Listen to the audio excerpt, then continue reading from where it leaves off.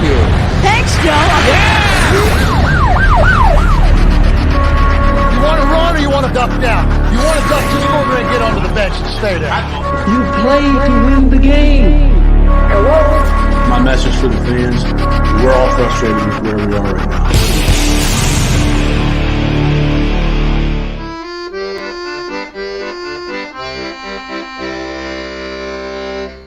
Jets, Jets. All right, Jets, Jets, the plight of our lives. Why don't they be nicer to us? We don't know. Here we are, the Thursday thick of it. I am GreenBean, and I am happy to see so many of you in here, started by Braden down there in New Zealand, popped in an hour early. Why not? Why not? He's here alone. Why not? An hour early. You know real quick when you're early, I'll tell you that. You ever walk into a room early? You think you're late and you walk in and you're huffing and puffing and nobody's there. What's the first thing that goes in your head? It's the wrong day. It's the wrong room. Something's wrong. And then you're just early. And then you can relax and look at your phone and eat the cheese sandwich you brought with you to the DMV. Whatever it is we're talking about, that's what you do. Again, GreenBean here, and I'm happy to be here with you guys. I'm excited. I was looking forward to this for the past few hours. I was horse riding. Well, I wasn't horse riding. My daughter's horse riding and piano lessoning. Thursday's a big day for us out here in the GreenBean household, and I can't wait to get back, set up, and do this with you. We are 1 week removed from the greatest night in recent Jets history. Just might be the best night since 1969, dude. That's really what we're looking at. Sure, we've won some big games, but we haven't had a night like that in a long, long time. So it's going to be nice to kind of see where we are. What have we been doing this week? What's going on? Before we get into that, guys, I do want to take a brief second to remind you that it is vitally important to the channel if you do a couple things. Number one, if you like it. If we earned it. You don't have to do it now, but don't forget to do it if you're having a good time. Hit that like button. It means the world. And even more importantly, the channel can grow when you guys decide to hit that subscribe button, which is super fun. We also have some options for you guys to get additional connection to me and the world that I provide with the Beanbaggers. We just put out the off-season schedule, taking us all the way to the draft through free agency. Every single week we have different events going on with the Beanbaggers. If you'd like to join that, the link is in the description, and you can jump on in and hang out with us. We're in there every day. We were arguing today again about Aaron Rodgers versus Derek Carr. Imagine that. We were in there doing it. We're doing it in there. The last thing I'll say is I want to just mention tonight's sponsor. Now, I did something different before I bring on our co-host. I want to just see if this worked. It's my first time. So I'm going to talk about the sponsor, and I'm going to show something to you that I made with my own two hands mere moments ago. Let's see how it works. So if it doesn't work, I'll just talk about it. But you guys know and love them. Let me do this too. Hold on. Let me see. Where is it? Where's the thing? Here it is. Boom. Yes. Well, let's do this one. Yeah, here we go. Manscaped. The beloved Manscaped is our sponsor for the Thursday thick of it. And guys, if you don't know by now, I imagine you do. It is the absolute best in below the waist men's grooming. But as of recently, they are also above the neck men's grooming. They sent GreenBean a whole smorgasbord of products, and I love them to death, including the oil, the balm, and the brand new beard buzzer, the hedge trimmer, they think they're calling it. So take a look at this. Let's see if it works. Yeah. Can you hear me, Jeremy? Am I still coming through?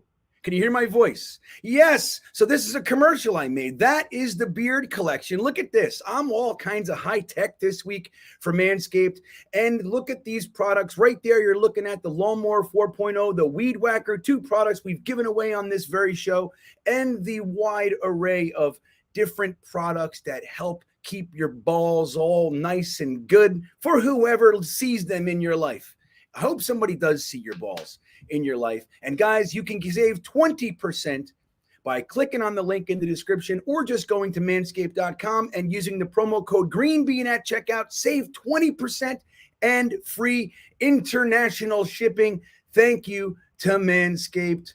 It is a wonderful, wonderful thing. So, with no longer any ado, what is ado, Jeremy? No more further ado. No more au jus. Let's bring on our good buddy from New York Jets Situation Report, Gunny Gumby. What's up, Gunny? How you doing, buddy? GreenBean, it's always a freaking pleasure to be on this show, man. I actually look forward to this on Thursdays. This is my go-to part of the week where I get to sit down, chill with you, talk New York Jets. And, of course, tonight we have a couple of good things to talk about. So I'm ecstatic to be here. And, as always, I appreciate your hospitality. Yeah, man. Well, look, I like having guests such as yourself. I'm starting not to think of you as a guest any longer. I think you kind of live here, which is nice. Oh, nice. I can open the fridge and grab a drink now? Yeah, that's right. You can go in the fridge. Go hell, have at it. Have at it, man. It's nice having you on here, man. Look, I always like listening to you. I think you know your shit. I loved meeting both you and your wife. We got to spend a whole weekend together, really. Yeah, pretty much. Yeah. And it's and look, that's what this is all about. It's about connecting with each other, having a good time, talking about our Jets. We got to make something good out of this, Gunny. You know what I mean? We got to make something. 100%. They're not giving us too much these days. Although I will say that last week we were together and the New York Jets pulled together. I mean, it was almost as if everything we've ever hoped and dreamed from like 1988 on, everything we'd hoped, a little Klecko, a little Revis, and then our last draft, it's like it all came to a head and we got to spend that night together with hundreds of our finest, closest friends in the chat. Jeremy was here and Wat2K as well. We're all here watching the New York Jets get 4 awards in one night, both offensive and defensive rookie of the year. And we got some payback for Joe Klecko finally getting his nod into the Pro Football Hall of Fame on the same night, not just the same year, Gunny, but the same night as arguably the greatest cornerback to ever live. How's that settling? How's that feel to you? Are you still excited? Did it wear off at all? Oh, no, not at all. I've been actually utilizing this to talk a lot of shit back and forth with my fellow Marines and counterparts who watch football about that night, because it was definitively a New York Jets evening. And we don't get to brag a lot about much over the last decade or so. And so for me, I'm taking full advantage of the opportunity to go ahead and speak proudly and loudly about our New York Jets. So I have been taking a lot of my time and enjoying this, embracing it. It's like you said last week, you got to go ahead and suck it in. We don't know when this is going to happen again. It might be a little while, but nonetheless, no, I have not come off of a high from last week. I'm still very much riding that high going into week 2 now. Me too, man. I've been pushing it. I've made numerous graphics for Instagram and Twitter, and I'm just pumped. I even said today, I put one out there and said, I'm not letting it die. I'm not. Nope. Refuse I don't to. want to let this one go, man. This is what we got. This is, and the way I look at it, Gunny, and you can correct me if I'm wrong, but I'm looking at this as the beginning, the starting point of a very, very important offseason. And it's what a positive way. I mean, we fired Mike LaFleur. There's that too. But we also this is a great way to start the offseason. Would you agree? 100%. 1,000%. There's I felt like this was, and we probably heard this before as Jets fans, but for me, this was the cultivation of a turnaround point. I think watching that happen on Super Bowl Sunday or Super Bowl weekend, all those awards being handed out to New York Jets, it kind of put us on the map and on notice, right? We're usually known for being the team that is the easy, like the little kid on the block to pick on, the team that's usually has nothing to go ahead and celebrate, kind of laugh at. But on Super Bowl Sunday, we got a lot of accolades based off of some of these legends of times past and of the future, present and of the future. And I think for us, it kind of set the tone, like, hey, why wouldn't you want to go ahead and come here and be a part of what we're building here at One Jets Drive, specifically with the fact that Garrett Wilson, Offensive Rookie of the Year, would have been the second option had our boy Breece Hall made it through the entire season. We got other defensive pieces. You got Max Mitchell. We got Elijah Vera Tucker, who has to come back. There's so many good things to talk about when it comes to the New York Jets. I think this particular weekend put us on the map for that, vice the SOJ, hashtag same old Jets mentality. Right. And I loved it. I loved it, and I'm continuing to grind with it. Yeah, I think that's a great way to say it. We are looked at. We're looked at as the peons, man.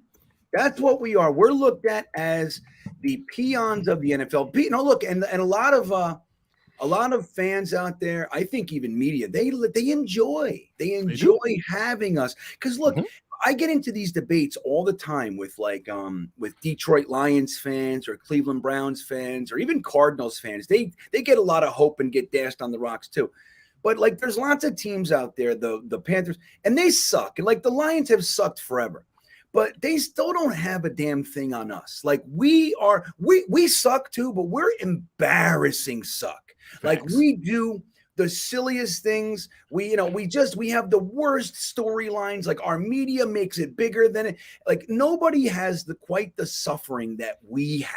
You know what I mean? Facts, 100% facts. And I believe that the NFL likes us here. They like it. Like we're a rambunctious fan base. You put out one tweet, Jets suck, and 10,000 people of us jump on. Hey, how dare you? Right? We're nuts. And I think that's one of the reasons why the NFL script has kept us in the doghouse, right? Script, it's because they know how loyal we are as a fan base, a very loyal fan base, very, very passionate fan base. Bad Jets, good Jets, we're all watching, we're all rooting, we're still buying tickets, we're still buying jerseys, we're still going to games. And I think that potentially maybe why you see the dynamic of us being the easy ones to go ahead and target, because whenever you need clicks, whenever you need engagement, hey, just say something negative about the New York Jets. We're going to come for you. And I think even though we all know that is the case, the majority of us know we're being used specifically to get clicks. I've literally been guilty of it, of jumping in there like, this was a bullshit take. You know it, but I'm going to go ahead and I've said it because I know there's no way you believe what you're actually posting about the New York Jets. And yet we all fall for it because we're that passionate of a fan base. Yep. I've written it. Whenever I do that, which it is rare, but I do succumb. Mm-hmm. Whenever I do that, I start it with something like, against my better judgment, I'm going to commit. I always do that shit. While I know what you're trying to do, you got me. And then here I am. You're full of shit. Let's acknowledge our good buddy, official loyal New York Jets fans. That's none other than Ali. Ali, I want to tell you something. I'm going to tell you a secret, Ali. I hope you're still here. Jeremy Jeremy kind of helps me acknowledge. It's hard to keep up with the chat, as I'm sure you understand, Ali. Ali knows. So Jeremy helps me a great deal with like things not to miss and super chats and things like that. He's been telling, I guess the second you popped in, he's been like, hey, Ali's here, man. And I'm like, okay, cool. And then for the past 5 minutes, because we're doing our intro dialogue here, it's part of the deal. So he's like, come on, he's here. He's told me, he literally just yelled in the private chat, acknowledge all official loyal New York Jets. Acknowledge him with five exclamation points. He's yelling at me, Ali. He wants me to make sure I don't forget about you. But here's the guy I really want to. Oh, okay, there he is. So Jeremy's in there. I'm telling him now. See that? All right, so let's see. Ali's in here. Look, here's what we'll do, Ali. You and I have been dancing around this for a few months now, actually. After the show, why don't you send me a DM on Twitter now so I don't forget? I'll see it. You and I will iron out a date. And probably toward the end of March. I have the entire month of March booked almost until like the last week. I'll tell you guys now. We got an exciting lineup coming up, guys. We got some nice guests coming on. Next week, we have our first time ever for Jet Central will be joining us next week, Gunny. Nice. That's a nice one. I've never done a show with him, period. We've never collabed in any capacity. So we're going to bring Jet Central on. Then the week after that, none other than Connor Hughes is coming back on to spend some time with us, which will be fun. He's going to come on from 9 to midnight, whenever the hell we stop. You know how it is. Connor. So we have Jet Central, then Connor Hughes, then Tyson. Then we have, Wyatt is coming on. One of the beanbaggers is coming on in there. And I think Connor Hughes is the 9th. Forgive me. Then there's Wyatt. And then there's Connor Hughes. And then there's Tyson from Let's Talk Jets Radio. And I reached out to Mike Westhoff again to see if we can't get him back on here. We're going to have some fun, but Ali, we're going to get you in the mix. Okay. So send me a DM on Twitter, buddy, and I'll get you on this way. Cause it'll be fun, man. Ali's the best, dude. I don't know if you've ever had a chance to do anything with Ali, but Ali knows his shit. I have not. I'm looking forward to go ahead and watching that episode.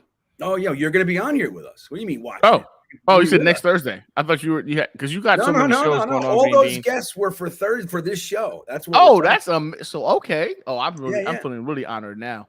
You're going to be hanging with us. Sidekick to this. Okay, 100%. I also reached out to Dan Lieberfeld, but he's ghosting me, Ali and Gunny. What do you think? Dan Lieberfeld, he's ghosting me. You know why? I'll tell you why. Because I ripped him pretty good about a year ago. That's why. They take everything. Like they can write anything they want about anybody, right? They can. And he remembers. Yeah, they drag these young 20-year-old kids over the rocks, over the coals, and then a fucking old bearded loser like I go, hey, this guy sucks, and they hold a grudge. They don't want to talk to me. Okay. So we'll see. I'll reach back out to Lieberfeld and see. The truth is, he's on Sirius on Sundays, I think. I've been listening to him for years. He had Dan Lieberfeld, dude, before he was who he is now. He had a little. I don't know if you know this. Back in the day, Gunny, you're gonna remember. Like we didn't have the internet, right? So we had to go buy the New York Post. Yep. You had to buy the Daily News. Yep. Every day, 50 cents, whatever it was, and you read the back pages. Sometimes it was an article, sometimes it wasn't. There was always more giants, right? We talked about this last week. This is a sad fact. So, but every month, a little paper came out. It was like maybe 25 pages. It was Jets Confidential. And it was in the same racks at like Quick Check or 7-Eleven or whatever. It was once a month it came out. It was a whole newspaper on the Jets.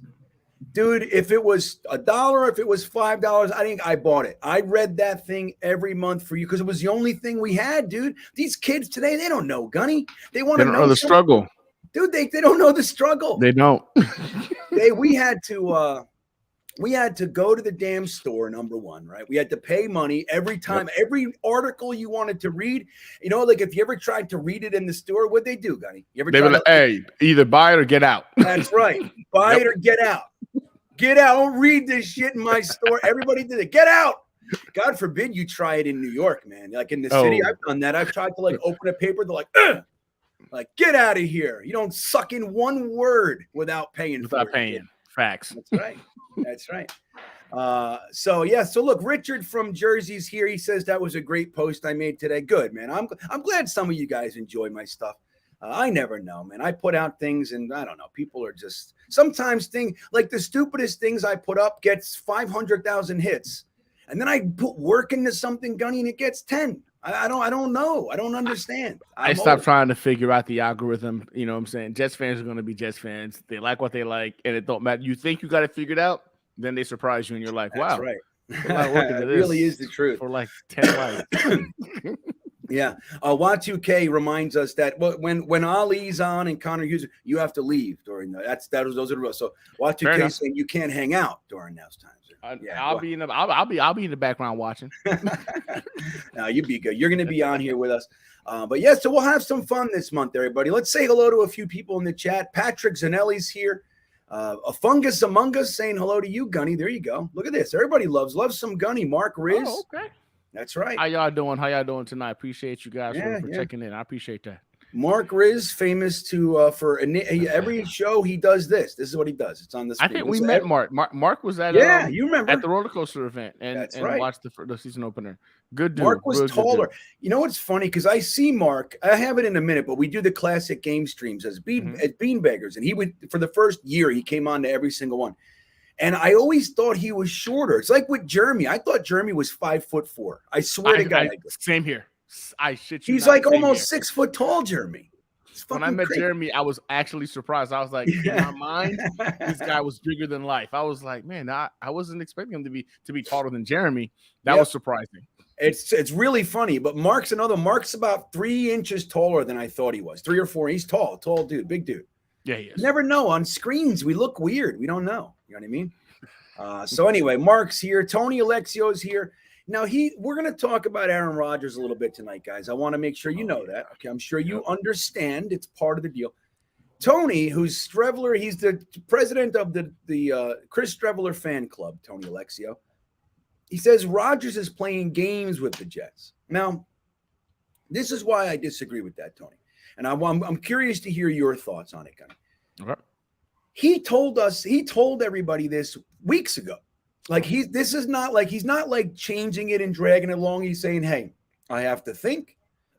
I have to end this. This is a big decision. He's been in Green Bay his entire NFL career. He came there. He was a 22-year-old kid.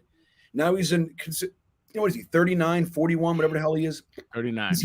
He's considered an old man by NFL standards. And he's contemplating going to another team. I'm sorry, I got the hiccups all of a sudden. Hold on. Hopefully that helps. Okay, so he's contemplating going to another team. Now, again, he didn't come out and say, I don't know this, I don't know. He said, look, I'm going to take some time. I'm going to think about this. I'm even going to do it intense style. I'm going to go into a dark room by myself for 4 days with nothing. Now, he's gotten made fun of for that. But the truth is that it has to take a very high level of moral fortitude to be able to sit in a dark room with no outside stimuli for 4 days by yourself. I mean, look, you're a Marine. You've subjected yourself to some pretty extreme, whether they're tests or trials or scenarios. Correct. And like something like this, like I'm of the school of thought that I respect that. I mean, not to say I necessarily want to do it, but I respect somebody putting themselves through an extreme circumstance to try to clear their mind. What do you think? You think Aaron Rodgers is playing games? You think he's just dragging us along? You think he's just being a jerk? Or do you think that this has value or doesn't have value? Where do you stand with the dark room and where we are with Aaron Rodgers currently? I think with Aaron, I kind of fall in the mid section of this whole concept, right? 'Cause for me, I think there's already I really believe there's already conversations in place that the New York Jets and the Green Bay Packers have had. There's already a trade package put in play.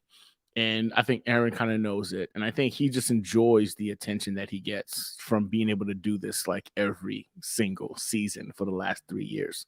And on the other hand, I look at a man who's willing to go ahead and go into complete darkness and isolation. And I think to myself, you're built different. Like mentally, you have to have a mentality that very few have. Because I won't lie. That to me would be torture. He's talking about 4 days of complete, like in the dark, silence, no one around him. And fortunately for me as a Marine, like, yes, we've always done like rigorous things, right? But what makes those things tolerable is looking at the devil dog to your left and the devil dog to your right. It makes, misery loves company is a motto the Marines say. Misery loves company. And we're able to go ahead and get to a great deal of the turbulent aspects we go through in training, consistently repetitive training, deployments, etc. Because it's not just us. I look at myself and I'm like, man, this sucks. But, my boy Mason over here to my left, he's struggling. You know what I'm saying? My boy Friesen to the right is struggling. Brooks, Pegram. You look at those individuals and then you're like, all right, stop being a little bitch. You know what I'm saying? They're here with you. Suck it up. So for me, Aaron Rodgers going into complete isolation with no kind of a support structure, yeah, you're built different. You're just somebody mentally who's on a whole other level. And if it's accurate that he's really doing that, look, there's not a bone in my body that believes he can't come into New York and laugh at the New York media and us as angry fans that might be blowing up his freaking social media if he has a bad day. That's a different level type of dude. It really is. And that, again, that's if he's legitimately going into complete isolation. I mean, he says he's going into it. My thing is, like, that's such a tough thing to do. I don't know if he's really doing it. Yeah. I do believe that a lot of it is for the attention. Like right now we're talking about it, right? Because it's not easy. It really is not easy to go ahead and isolate yourself in this day and age and be okay for multiple days. Yeah, look, I imagine, like he said there's potential hallucinations and all kinds of stuff. Yep. Like there, I don't know if you guys are Gunny, maybe you've done this. I don't know if Jeremy or Y2K has or anybody, but sensory deprivation is an interesting thing, So they have these tanks, right? Yep. So they put in a certain amount of water. Yeah, but water with salt in it, and it Correct. this makes it the salinity and whatever.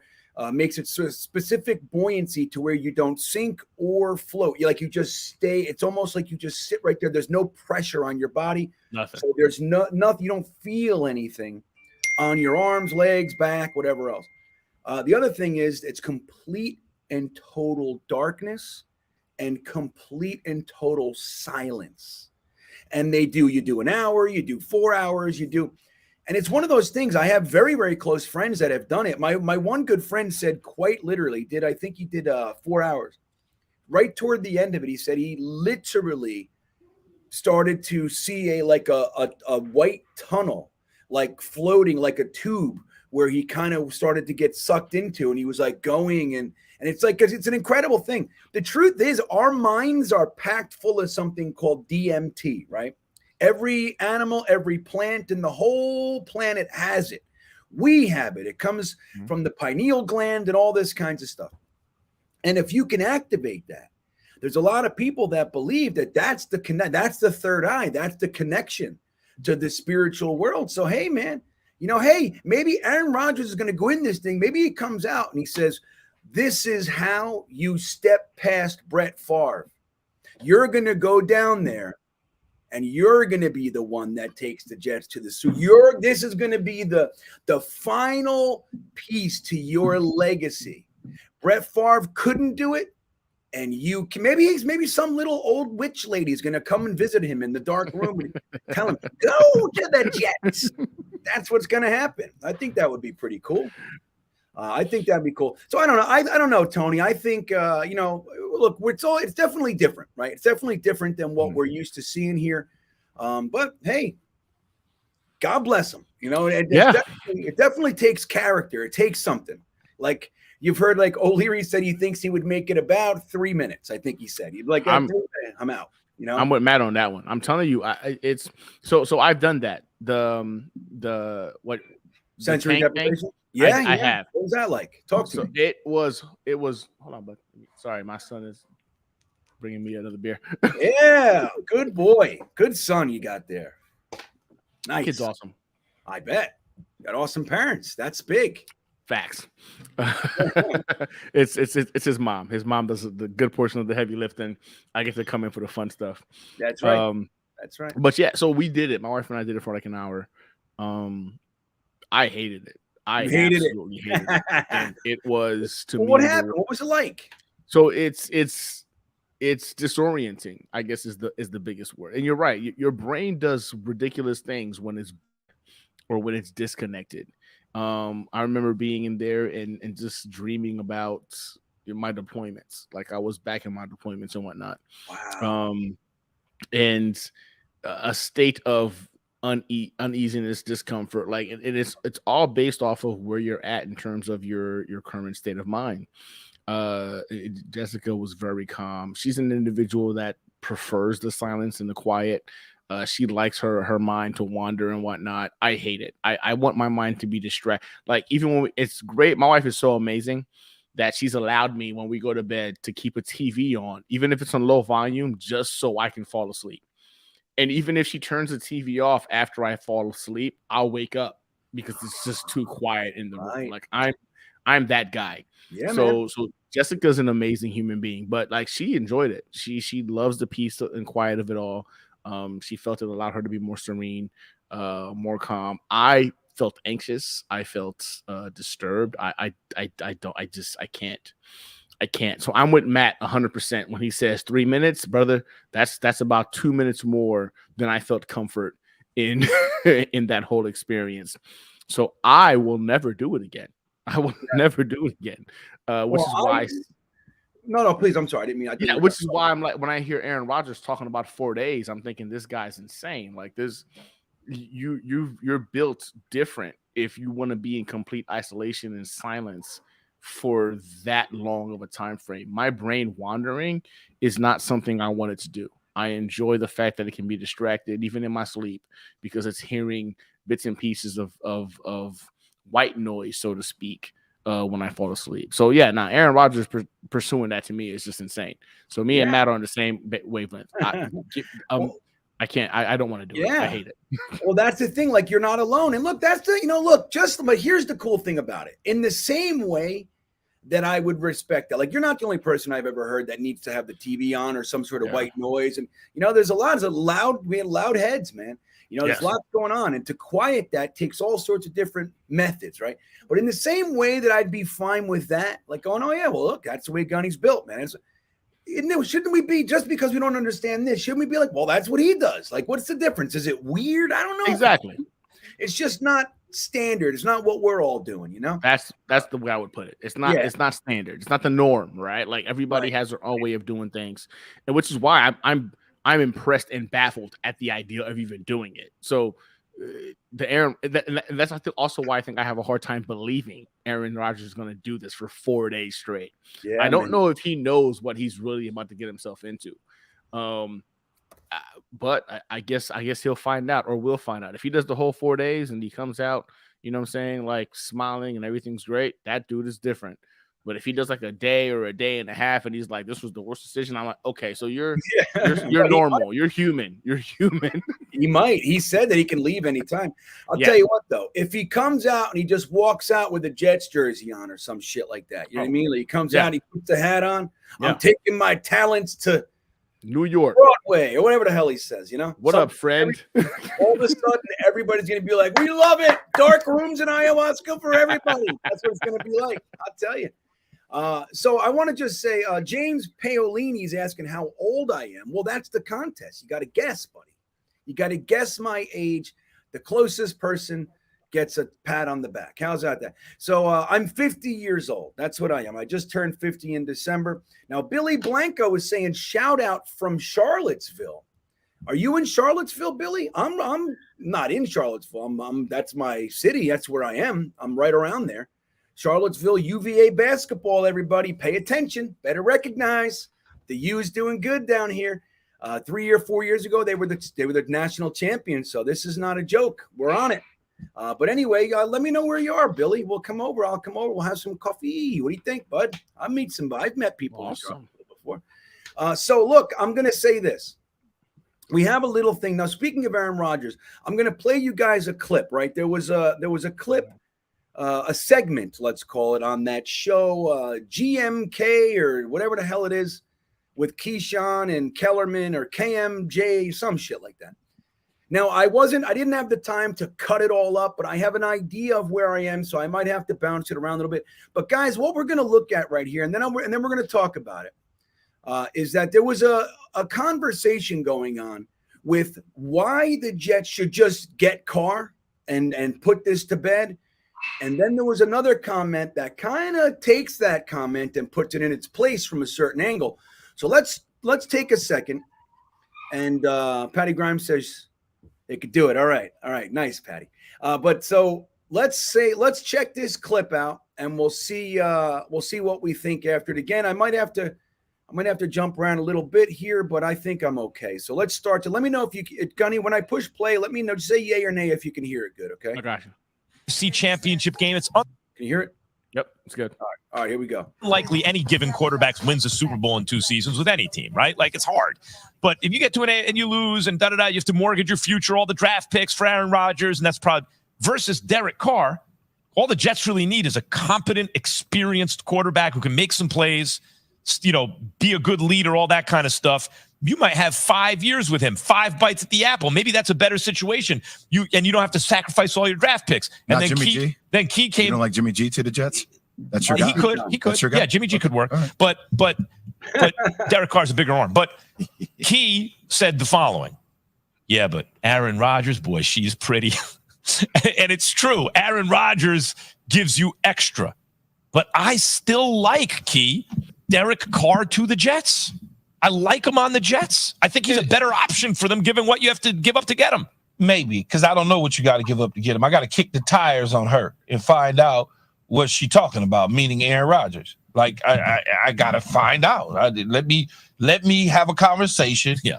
And see. I want to go to Spago. All right. You know what, Derek Carr? I want to go to Spago. Come on. So there's that comment. Now I'm going to get it to where the next part of that. But Gunny, did you see Keyshawn's face when he talked about Jimmy G? Yeah. He's like, kind of the similar one that I have when I hear Jimmy G there you go. tied to the Jets. There you go. All right. So this is now they're on. I forget who's on the phone, but somebody puts it in a different perspective here. Let's take a listen. If you're the Jets, do you give up all the draft picks and all? Do you give up? Kraz, so we're just having this conversation. If you're the Jets, Do you give up all the draft picks and all the cash and everything for maybe 2 bites at the apple? Maybe you make an AFC championship game. Who knows? Unlikely any team wins the Super Bowl in the next 2 seasons, right? It's just hard to do. Or you don't have to give up any of the draft picks. Just give them the cash, grab Derek Carr. You might have him for the next 5 years. What's a better option, do you think? Rodgers. I mean, what are you trying to do? Are you trying to go like 11-6 and get the 3 seed? Like, are you trying to win the Super Bowl? Like, I think you got to take a big swing. Like, if you're the Jets, like you're the most appealing of these options for these guys, right? Like, you have the top 10 defense. You have the offensive and defensive rookies of the year on your team. You have an exciting young running back who could have been offensive rookie of the year if he didn't get hurt. You know, you have offensive linemen coming back healthy, ideally. So I think you have to take the biggest swing you can. Now, you guys are right about we don't know what the price is, et cetera, but I think if you're the Jets, you have to at least explore the highest end options available to you. All right. So a lot was said there. Okay. Tony, I see your super chat. We'll get to that just after this. A lot was said there. Now, initially, you have that's Max Kellen, right? I don't know any of these guys' names. I realize that. So the first guy says, look, obviously Rodgers may be better, but getting it all together and winning a Super Bowl in the next 2 years, that is likely the max that Aaron Rodgers is going to hang around. That's at least what people think. Maybe it's 5 years, who knows? But they think 2 years. All right. It's going to be difficult for the Jets to put it all together in time to win the Super Bowl, and then he's gone, and then you're looking to start over. So that's what he's saying. And he says maybe just grabbing Derek Carr, keeping your draft picks, and having the quarterback for the next 5 or plus years is the better option. And then you hear Graziano come in and say, well, that's great and all, but what are you trying to do? Are you trying to go 11-6 and be the 3 seed, or are you trying to win the Super Bowl? And obviously what he means by that, Gunny, is why don't you try to get the number 1 seed? Why don't you try to get a first round bye? Why don't you try to get home field advantage in the playoffs? Maybe have some of those benefits, which the Jets rarely have. I mean, we've had 2 home playoff games since 1998, dude. You know what I mean? So In a minute. It's been a minute, right? So I want to bounce that to you. And guys in the chat, please let us know what you think about this. When I thought this was interesting, and Keyshawn says, look, we're talking about what Aaron Rodgers is going to – we don't even know what it is. It could be a 5th. We have no idea what they're really asking for him. So complaining about that at this point is probably premature as well. So what's your overall thought of this conversation? Honestly, I'm 100% on board with Aaron Rodgers. I don't care what it costs. And a lot of people are going to think that I'm naive when I say this, but when you look at Aaron Rodgers and you look at Derek Carr, you're going to probably pay them very, very similar in terms of annual income. And they're right. I don't think Aaron Rodgers is playing more than 2-3 more years max. Now, is he capable of pulling a Tom Brady and playing till he's 45 years old? Maybe. But a good portion of what makes Aaron Rodgers special is that incredible arm strength. Tom Brady has always been his high IQ. Unfortunately for us, the physical abilities deteriorate faster than the mental abilities do. And you would see potentially Aaron Rodgers falling off a cliff a lot sooner. But the whole point, of the National Football League for every franchise that's there is to win a championship.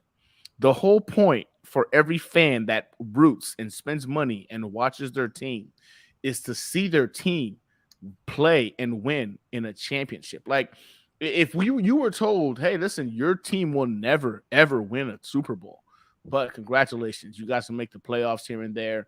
Go ahead, keep spending your money and keep supporting. A lot of people would be like, well, what's the point? I'm hoping I watch with the hope of my team being a champion. I'm out. So, exactly. I'm out. This is a waste of my time. I'm out. Aaron Rodgers, I do believe, gives us the ability to be Super Bowl contenders. Derek Carr, I think, makes us perennial playoff contenders over the next 4 to 5 years. Now, a playoff contender can still win a Super Bowl. Let's not get that twisted. A playoff contender getting into the dance is very important, right? Anything can happen once you're there. Our defense is that good. We've got some special playmakers on offense. It's very possible we can go ahead and potentially still win a Super Bowl with a Derek Carr. But if we're going to give up the money, people keep saying, oh, draft picks this, draft picks that. Hey, everybody, we just had 3 first-round picks this past year. all 3 first-round picks potentially are going to be getting second contracts from the Jets. We're okay with losing a couple of first-round picks over the next couple of years. Just so everybody knows, it's not normal to have 3 first-round picks in one draft. And 2 the year before that. So we have stacked up first-round draft picks to where if we got to give up a couple, it makes sense. Because what I think a lot of us didn't realize is this team was going to be this good this fast. And by that, I mean our rookies being as good as they are. Breece Hall, Garrett Wilson, Sauce Gardner. These guys have literally hyperdrove the entire process of developing.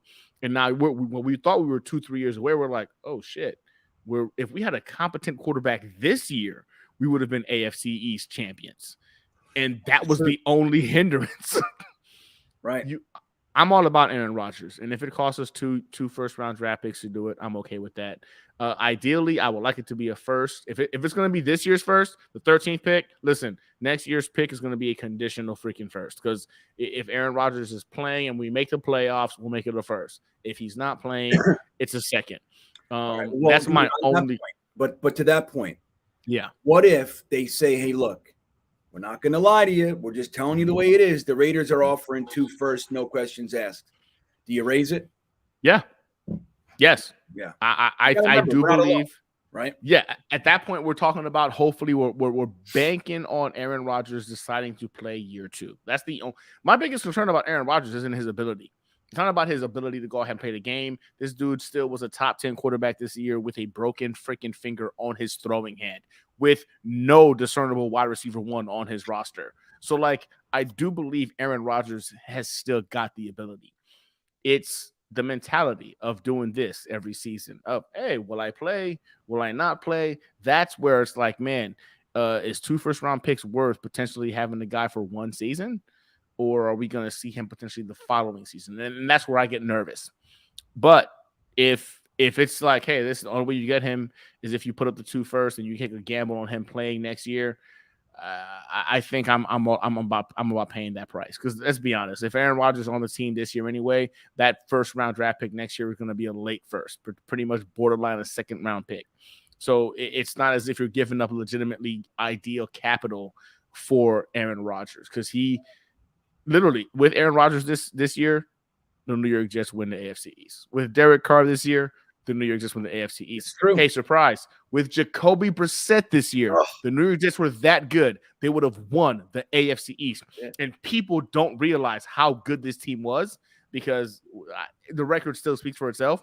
But when you look at our quarterback play and how much it hindered us, we could have had Jacoby Brissett and won the AFC East this week. It's so true. We could have had Tannehill. We could have had any of these guys. All we needed, man, was average. And we couldn't get higher than 30th. I mean, except for the couple weeks, for the few minutes. Yeah. Mike White looked good. And obviously Zach had a couple games as well.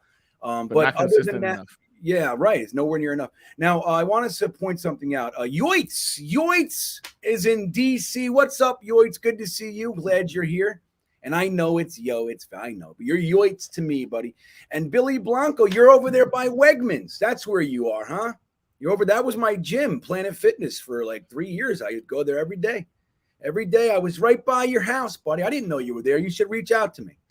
We'll do some stuff. Maybe we go to, there's a sensory deprivation tank here in Charlottesville, man. If you want to do it, maybe we do that, Billy Blanco. What do you think? Maybe we meet at the sensory deprivation place and go hang out in the tubes. What do you think, man? We'll do that. So interesting. I have to say, I'm definitely of the mindset, like you said, I'm acutely aware of all we needed was regular, old-fashioned, average quarterback play, and we were, at least in the playoffs, more than likely champs of the AFC. That's the truth. We would have beat Miami at the end. We would have beat the Patriots at least once, in my opinion, twice. 100%. And we would have won that last Buffalo game if we just had regular old-fashioned quarterback play. So we would have pretty much swept the AFC East. And in my opinion, that's all. If we did that on top of whatever we would have been in, we would have had it. That's what I think. So so there's that. But I have to admit, man, I am definitely 100% behind the idea of going for Derek Carr. 100%. Yep, same here. Now, I get into it with people. I got to apologize. I called people morons this morning. I want to openly apologize for that. Sincerely, you're not morons because you're not as smart as me. I'm just you're not moron. We're allowed to differ in opinion, right? We're allowed. Yeah. And I do appreciate that every now. Look, I say this all the time. I talk a lot. So shit flies out. So I can't be aces all the time. But I do apologize. I don't mean anybody. I'm not, everybody but Jets Forever is pretty solid in my opinion. But that all said, if the Jets have even if it's partial, it's like a 90%, like, look, let me go do the dark thing, but we're all good. Like the Jets in Green Bay have been talking because Saleh and LaFleur are so incredibly tight. Like, let's not forget, those are boys. Like they hang out. It's not just like a business thing. They are true friends. They're definitely chit-chatting about this stuff. No doubt in my mind. Mm-hmm. Let's say that's all kind of agreed upon. And Aaron Rodgers has already said, well, look, the Jets are one of the teams I would go to. Let me just clear my head for a couple weeks. And if they already have kind of that very, very comfortable feeling that Aaron Rodgers is their guy, then okay, you wait. Other than that, man, I got to say, a bird in the hand is worth two in the bush.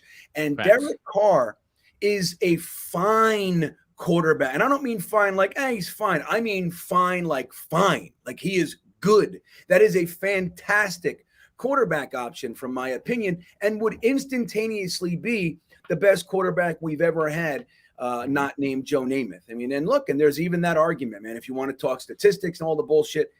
But let's just say, since Namath, there's never been a quarterback like Derek Carr on this squad, at least not for 9 straight friggin' years, I'll tell you that. 100%.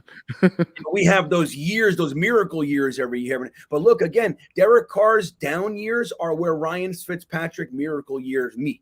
Like, that's the thing. The best we've seen in 20 years is Derek Carr having a meh year. You know what I mean? Same thing applies for Aaron Rodgers. So I'm really curious to see what the what you guys in the chat see. I'm going to do. We're going to bounce through this super chat to acknowledge our good buddy Tony Alexio, but I'm going to try to scour the chat and see what you guys think about this interview. Did it change your mind? Does it make you think? Where are we with all this stuff? Tony, thank you, bud. Appreciate the super chat. I'm happy with your recovery and intense testimony last week on your after-hour show to help others through sharing. Well, thank you, Tony. I didn't even know. I did not read it. I didn't know you were going to say that. So thank you.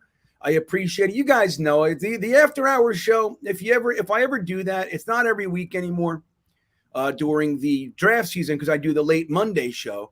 And it's hard, guys. It's hard to do late shows every friggin' night of the week.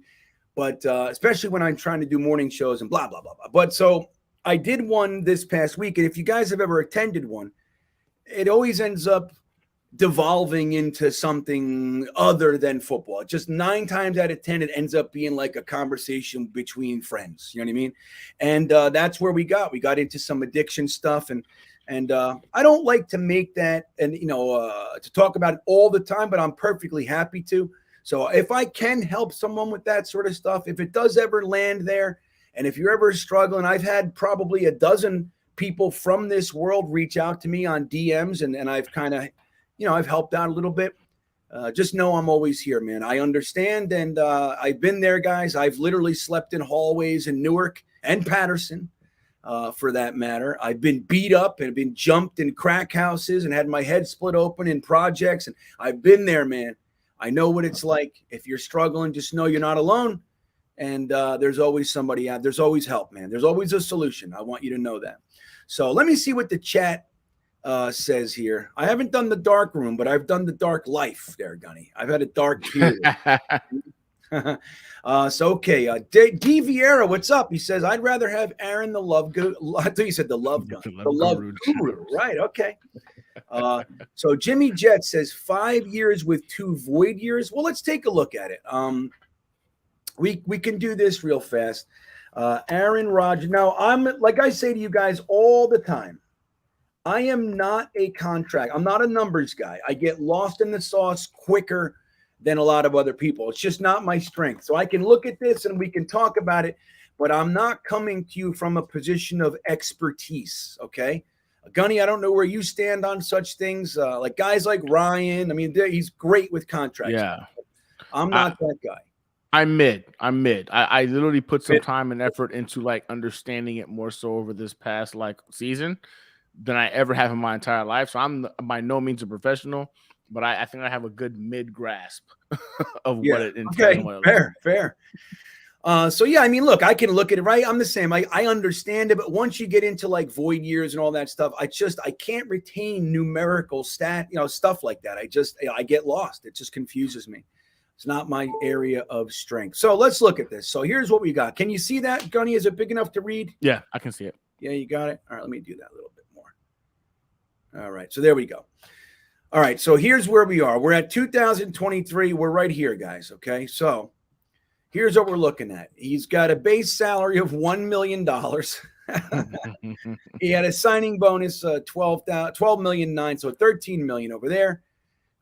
Workout bonuses, things like that. So his cap hit this year is going to be $31 million. All right. Now I believe the dead cap is if they cut him, it's going to cost them $59 million. So 99. If he's not on the team, it ends up being a $99 million cap hit for them, which is absurd. Correct. Yeah, it's absurd. Now this isn't the one where I can't change this. I should have gone. Hold on. I'm sorry. Let me go to over the cap. Hold on. It's a little bit better. Let me see. We can change some things and all that. Okay. Sorry about that. All right, here we go. So his cap number for 2023 is $31,623,000. Dead money, $99 million. And they would be in the red if they cut him. They are in the red, almost $70 million. Okay, now post. Let's look at trade. Okay, pre-June 1st trade. This is where it's important. All right, so again, $31 million cap number, but the salary is $60 million, and so that's significantly different. So if they trade him, they're still on the hook for $40 million in dead cap, man, which is crazy to me. This is where it gets muddy to me, Gunny, and maybe Y2K, maybe one of you guys, if you guys are good at this, let me see what they got in here. Anybody know this shit? Aaron Rodgers would leave us with a $30 million dead cap hit in 2025 and 26. He is not cheap. Okay, so this is where it gets weird. So here you see there's no guaranteed money, right? But his salary, his cap number is going to be $40 million. So let's say he quits. He's only here for 2023, 2024. It gets really weird here. Like the dead money ends up being about 30 million somehow. So, maybe you guys can look at this and make heads or tails. Like, again, I just get lost in the sauce. Let's just keep it where it is. Post June 1st trade here. So I think this is why the Green Bay Packers are more intrigued on trading Aaron Rodgers this year, vice last year. So from my understanding, they've already front-loaded so much of this money. The cash aspect is what really hits them definitively. By trading him, they would take the actual cap off of their books, but where it says cap savings there, the 8-point-something million, is really what they would be hit for in terms of a trade aspect, because everything that I've seen and research says he would only be a $15 million hit on the cap of the receiving team. Now for this year, correct. So I think this is why he's so tradable, because listen, if we're willing to go ahead and say, hey, listen, we'll split it with you. We'll go ahead and do the 15 plus on the 10 mil. So that way it's no longer a $40 million hit on you. Now it's a 30 million or it's a 25 million. It offers them significantly more breathing room. Otherwise they're in a position to where they can't really make many moves, if any, in this offseason with that contract on the books. So I think that's why I don't believe, in the very least, that if Aaron Rodgers decides he's playing football in 2023, that is going to be with the Packers. I do believe that is going to be with another organization, and that team is either the Jets, the Dolphins can't afford them, so it's the Jets or the Raiders. People think I'm crazy when I say it, but after, again, this is me. Dom. Dom is very, very good with this. He's kind of broken some of this stuff down to us as well, breaking it down in terms of the impact. And this is why I'm like, okay, so in all actuality, they kind of need to trade Aaron Rodgers if they want to go ahead and have any kind of flexibility to moving forward. So yeah, the numbers seem astronomical when you look at it that way, but that's actually the Green Bay Packers hit. Like that's why he's so affordable or so valuable if he was to be traded, because those numbers take a dip. And people are like, oh man, that's why we're not going to give him a first round pick. No, there's no way we get out of this without giving them at least a first round pick. That first round pick isn't necessarily for Aaron Rodgers in terms of the season he had, which was kind of a mid-year for him, but how much they front-loaded this man's contract and they've already put up in cash. I think that's why a first-round pick is going to be at minimum necessary to pry Aaron Rodgers from the Green Bay Packers. Okay, that makes sense. So Wat2K has got some notes in the chat here. Okay. Right, Wat2K, I'm going to bring you on real quick. All right, just for a moment. Is that cool? All right, let me. Okay, just for a minute. So just so I don't have to read. Let me see here. So Wat2K. Oops. What are you saying here? So just give us the rundown that you just threw in this. This is like being back in like trig class way back in the day when I just dreaded this. It's like, oh my gosh. But anyway, so if Rodgers is traded before June 1st or after June 1st, the Packers still take on the same total amount of dead cap.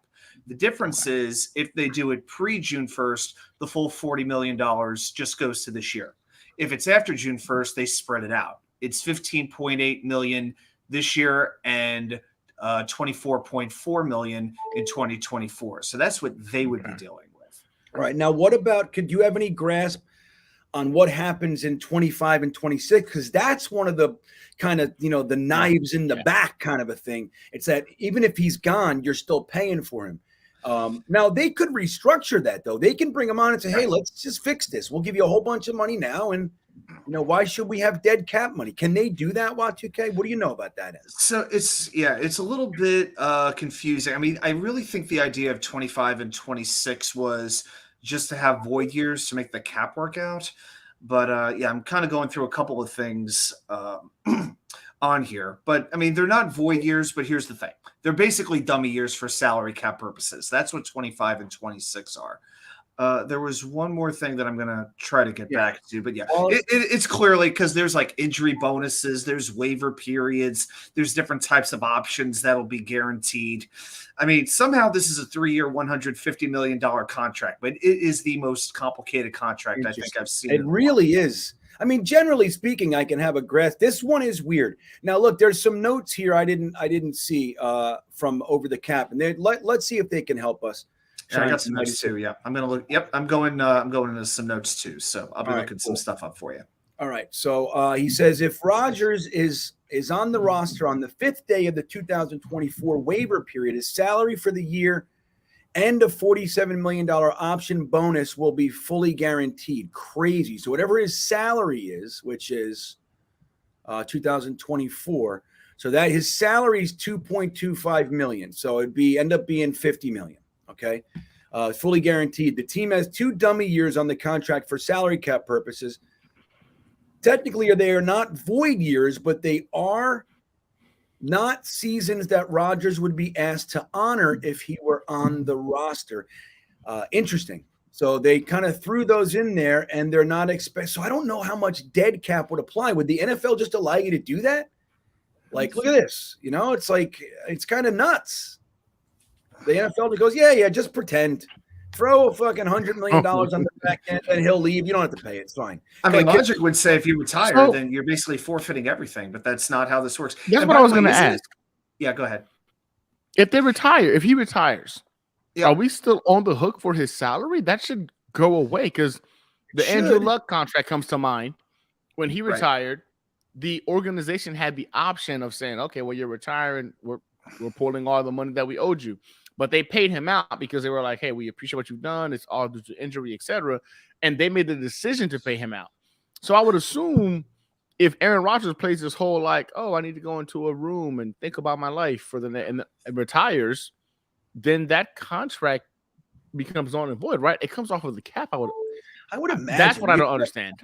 You can't be on the hook for retirement. I mean, that doesn't make sense. Yeah, I mean, if he retires, from what I'm seeing, the Packers have the money we were talking about, the $15.8 million in 23 and the $24.4 million in 2024. They still take $40 million in a cap hit over 2 years, and that's if he retires. Even if he retires? Yeah, I'm reading this on over the cap right now. I guess because that's how they smeared it out. So in order not to pay it in the front end, like even if he's gone, you still that's where it's going to get muddy. So again, that could actually lower the cost though too. Yeah. That's why people are saying maybe one pick or maybe not a first, because you're going to be paying out the ass for a few years. All right, Wat2K, thank you, buddy. I appreciate it. All right, we'll see you later. There he goes, Wat2K. So it's interesting. Now, look, I see, Lise Niedermeyer saying he's tired of settling. So, the Carr thing, a lot of people are looking at it like that. Like, and I think that's what what they were kind of saying, Now, I don't think Carr has the same limitations that people are placing on him because, again, when you look at his surroundings, they were not exactly, the type that would support him getting over the hump. I mean, he's done everything that's humanly possible on his end. Yep. And there's, again, never higher than the 20th ranked defense. A lot of the time lower than that. Revolving door at skill positions, the bottom 10 offensive line almost his entire career, 6 head coaches, 5 offensive coordinators. Like there's a lot there and he's still managed. Like think about think of the excuses we've made here for Sam Darnold and Zach Wilson. And that's not them being success. Dude, that's for them being 32nd in the NFL. Zach Wilson's actually 33rd this year, right? So we're making those same excuses for our guys sucking. Derek Carr has actually figured out a way to still be great. 4,000 yards, 66% completion percent, like those types of things. 2-to-1 touchdowns to picks. Yep. And that's where I'm different. But that said, I don't think I can argue, nor would I try, that the real golden nugget here would be Aaron Rodgers. The only downside is we don't know if this year was the beginning of the slide downward, man. We don't know. It could be. Lots of reasons why it happened. The thumb thing, he lost his offensive coordinator. He lost his number one target. There's lots of reasons. But it could be. You're taking a real risk with going for a 39-year-old quarterback, paying him almost $50 million a year and giving away picks. So there's a lot to look at here, guys. Let me see a few more comments here. Let me see. Jimmy Jets, Rodgers means you're out on Zach too. I don't know if that's the truth. Disagree. I don't agree with that, Jimmy Jets. Let me see a few more. Then F-16, I'm going to get right to you next. I see Jets Tails as well. E-Boogie wants Derek Carr. Okay. Keep the picks. That's Tom Cahill. So in other words, that would mean Derek Carr as well, right? R.A. Chemist says go for Rodgers, swing for the fences. Let me see. It's a crapshoot. Either way, that's the truth. Either way you go. Right. A fungus among us. We're trying to mitigate potential losses, right? That's what we're trying to do. Risk versus reward, so to speak. Let me see. JMG, $120 million minimum for a guy who has never won a playoff game. This is ridiculous. Again, I understand. I just think that's real hard to place on him. He's done everything that you can in those situations. Even like look at this year. People say his skill positions are just as good as ours, right? If not better. Renfrew, obviously Devontae Adams, and then you have Darren Waller. Dude, they were only on the field together a handful of games. I think we looked at it the other night or whatever it was. Darren Waller missed 9 games last year. Renfrew missed 7, I think 6 or 7. So it's like they're never together either. It's not just like this is what he has. It's always like that for him. You know, again, I don't want. It's like you could say it's excuses, but it's just they're actually facts as well. But I'll add this too, GreenBean. You hear them saying like, "Oh, he had the equivalent of what we have on the roster." This is the difference. Derek Carr still finishes the 13th ranked quarterback in the NFL this year. Right, our quarterbacks, again, averaged out as the 32nd best quarterback in the NFL. So even with the similar talent argument that I've heard a lot as well about why you don't want Derek. Oh, with similar talent, he only did this. What he did as a quarterback was be the 13th best quarterback in the NFL. What our guys did with a similar talent was to be the 32nd ranked quarterbacks in the NFL. Great point. That's a huge jump. Again, and look, and when we're making these excuses, like let's take Sam Darnold, for example. We had Sammy Boy for 3 years. He had I think his 3 years, he had the 32nd, the 31st, and the 30th offensive lines in that time. Okay. Yep. Terrible. They never really gave him any steady receivers. They gave him Crowder. He was injured. He was injured at least 4 or 5 games a year, but it was basically Crowder and Robbie Anderson, and everybody else was a revolving door. I mean, we were on the 5th, 6th, 7th wide receiver sometimes, signing guys off the street. He did have Terrell Pryor his rookie year. They started to develop a rapport. He had 3 touchdowns in 2 weeks, and they cut him. They literally, just out of nowhere, we never got a reason for it. We don't know why. They cut him. So they took Sammy's number 1 target away mid-season. They threw him away. They just said, here you go. Well, have Chris Hogan instead, or whatever the hell it was. So, but all those things, like you look at that, Sam had very legitimate excuses. Then you had Adam Gase, no quarterback coach. The list goes on, and it's very real. But during that, even those excuses are real.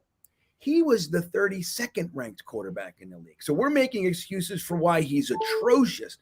Derek Carr, we're making excuses why he didn't win the playoffs. You see what I mean? Big difference. Big difference. Big difference in arguments. All right, let me get to these super chats. It's very interesting. I mean, I think everybody has a point. Everybody has a point. K. Newman, Rodgers, bust. Rodgers are bust. Now, the thing is, what if you wait for Rodgers, though, K. Newman? Aaron Rodgers... Derek Carr goes and signs with the Saints, and then Aaron Rodgers says, you know what, I'm sorry, guys. I'm sorry. That's scary.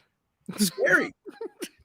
So F-16 jumping in on this subject. Thank you for the super chat. He says, Rodgers for 2 years and draft a quarterback to sit and learn. Well, the theory, F-16, is that we have that guy.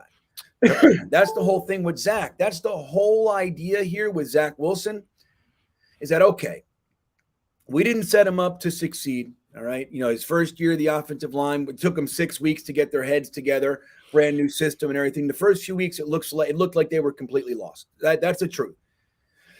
Similar thing with the wide receivers, with Elijah Moore was hurt. Denzel Mims was out. There was a lot going on there. But let's just say, like with LaFleur and everything, let's say that we gave him too big of a bite before he could chew it. And, okay, great. We put too much on his shoulders and it didn't work. But the idea now is, okay, we still think he's talented as hell. We still think he's got the work ethic and all that sort of stuff. Mm-hmm. So we're taking him, putting him on the back burner. We're going to bring in some guys to actually play while we develop him.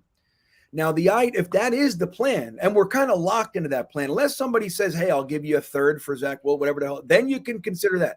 Other than that, you're locked in. It costs more to cut him than it does to keep him. That's the truth of it. It costs more to cut Zach Wilson than it does to keep him. So you might as well keep him.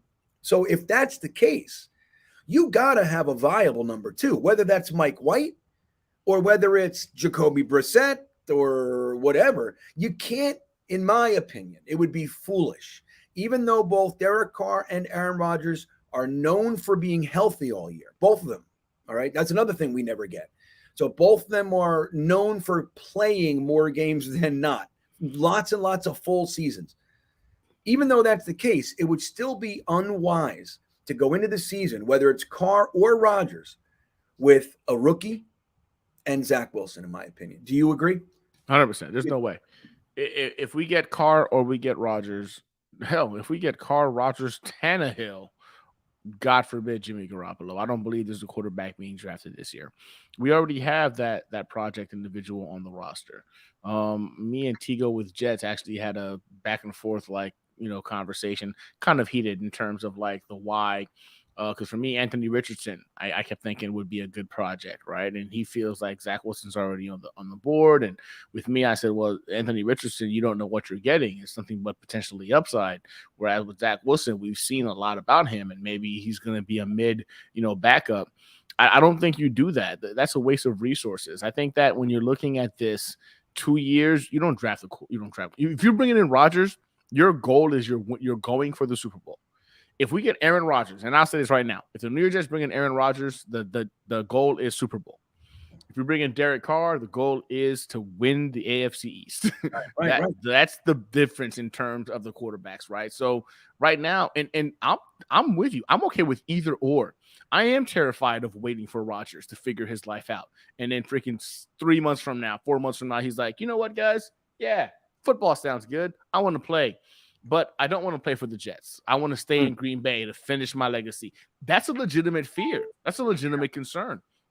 And so for me, if Derek Carr is like, man, the Jets sound awesome, I want to go there, I'd rather gamble on bringing in an average to above average quarterback and let our defense lead us to the Super Bowl, right? Like, yes, you're going to need your defense to play balls out in order for us to get there. But we've seen those guys capable of doing it. We haven't had our guys playing balls out with the lead either. Derek Carr got the Vegas Raiders 7 leads this season, in which they still lost games. Yeah. Up 7 leads. Touchdowns or more. Exactly. Yeah. And they lost games. Right. Imagine getting that kind of a lead on the Jets. They lost 5 of those. 5. I thought it was 7. Okay, so it was 5. It was 3 and 5. They had 8 games where they were up by 2 touchdowns or more. Sometimes 17, sometimes 21. But they lost 5. They lost 5 of those 8 games. Think about that. That's disgusting. It's disgusting. That is disgusting. And if you're a Jets fan, or if you're a fan of football, and you're like, oh man, no, Derek Carr is trash. How is he trash? They lost 5 games with double-digit leads because the defense couldn't stop a nosebleed. Yeah. And that's why I'm okay with Derek Carr. If we hear tomorrow the New York Jets have signed Derek Carr to a 4-year deal for whatever, I'm not going to be upset about it. I'm not, because I get it. Are we going to wait for Aaron Rodgers to go through his all darkness retreat and somebody else sign potentially the number 2 option that we currently have right now, or go to number 2 option and bet that our defense is really as good as we saw them last year? And imagine how good they could be with a lead in multiple games. And that's why I'm okay with us getting Derek Carr. Aaron Rodgers, yes, number 1. Right, I would love that to be the number 1 choice. But I don't want to go into next year with freaking Baker Mayfield or Jimmy Garoppolo or Jacoby Brissett or Ryan Tannehill as being our quarterbacks if we have the opportunity to get a Rodgers or a Carr or, a Lamar Jackson.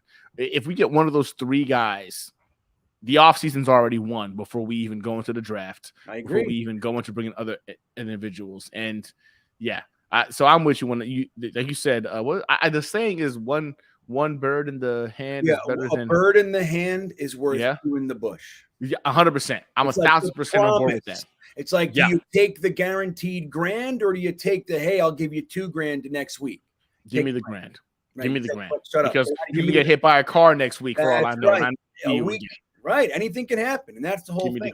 And Yep. like when you say like Aaron Rodgers, I think looking at the 2 quarterbacks, Aaron Rodgers is number 1, right? Then Derek Carr is number 2. Yes. But when you add to it the potential for having him 5 to 10 more years and the lack of picks, and he might even come a little bit cheaper. I mean, so the word is he's looking for what, 45 million, I think is what I saw. Yeah, correct.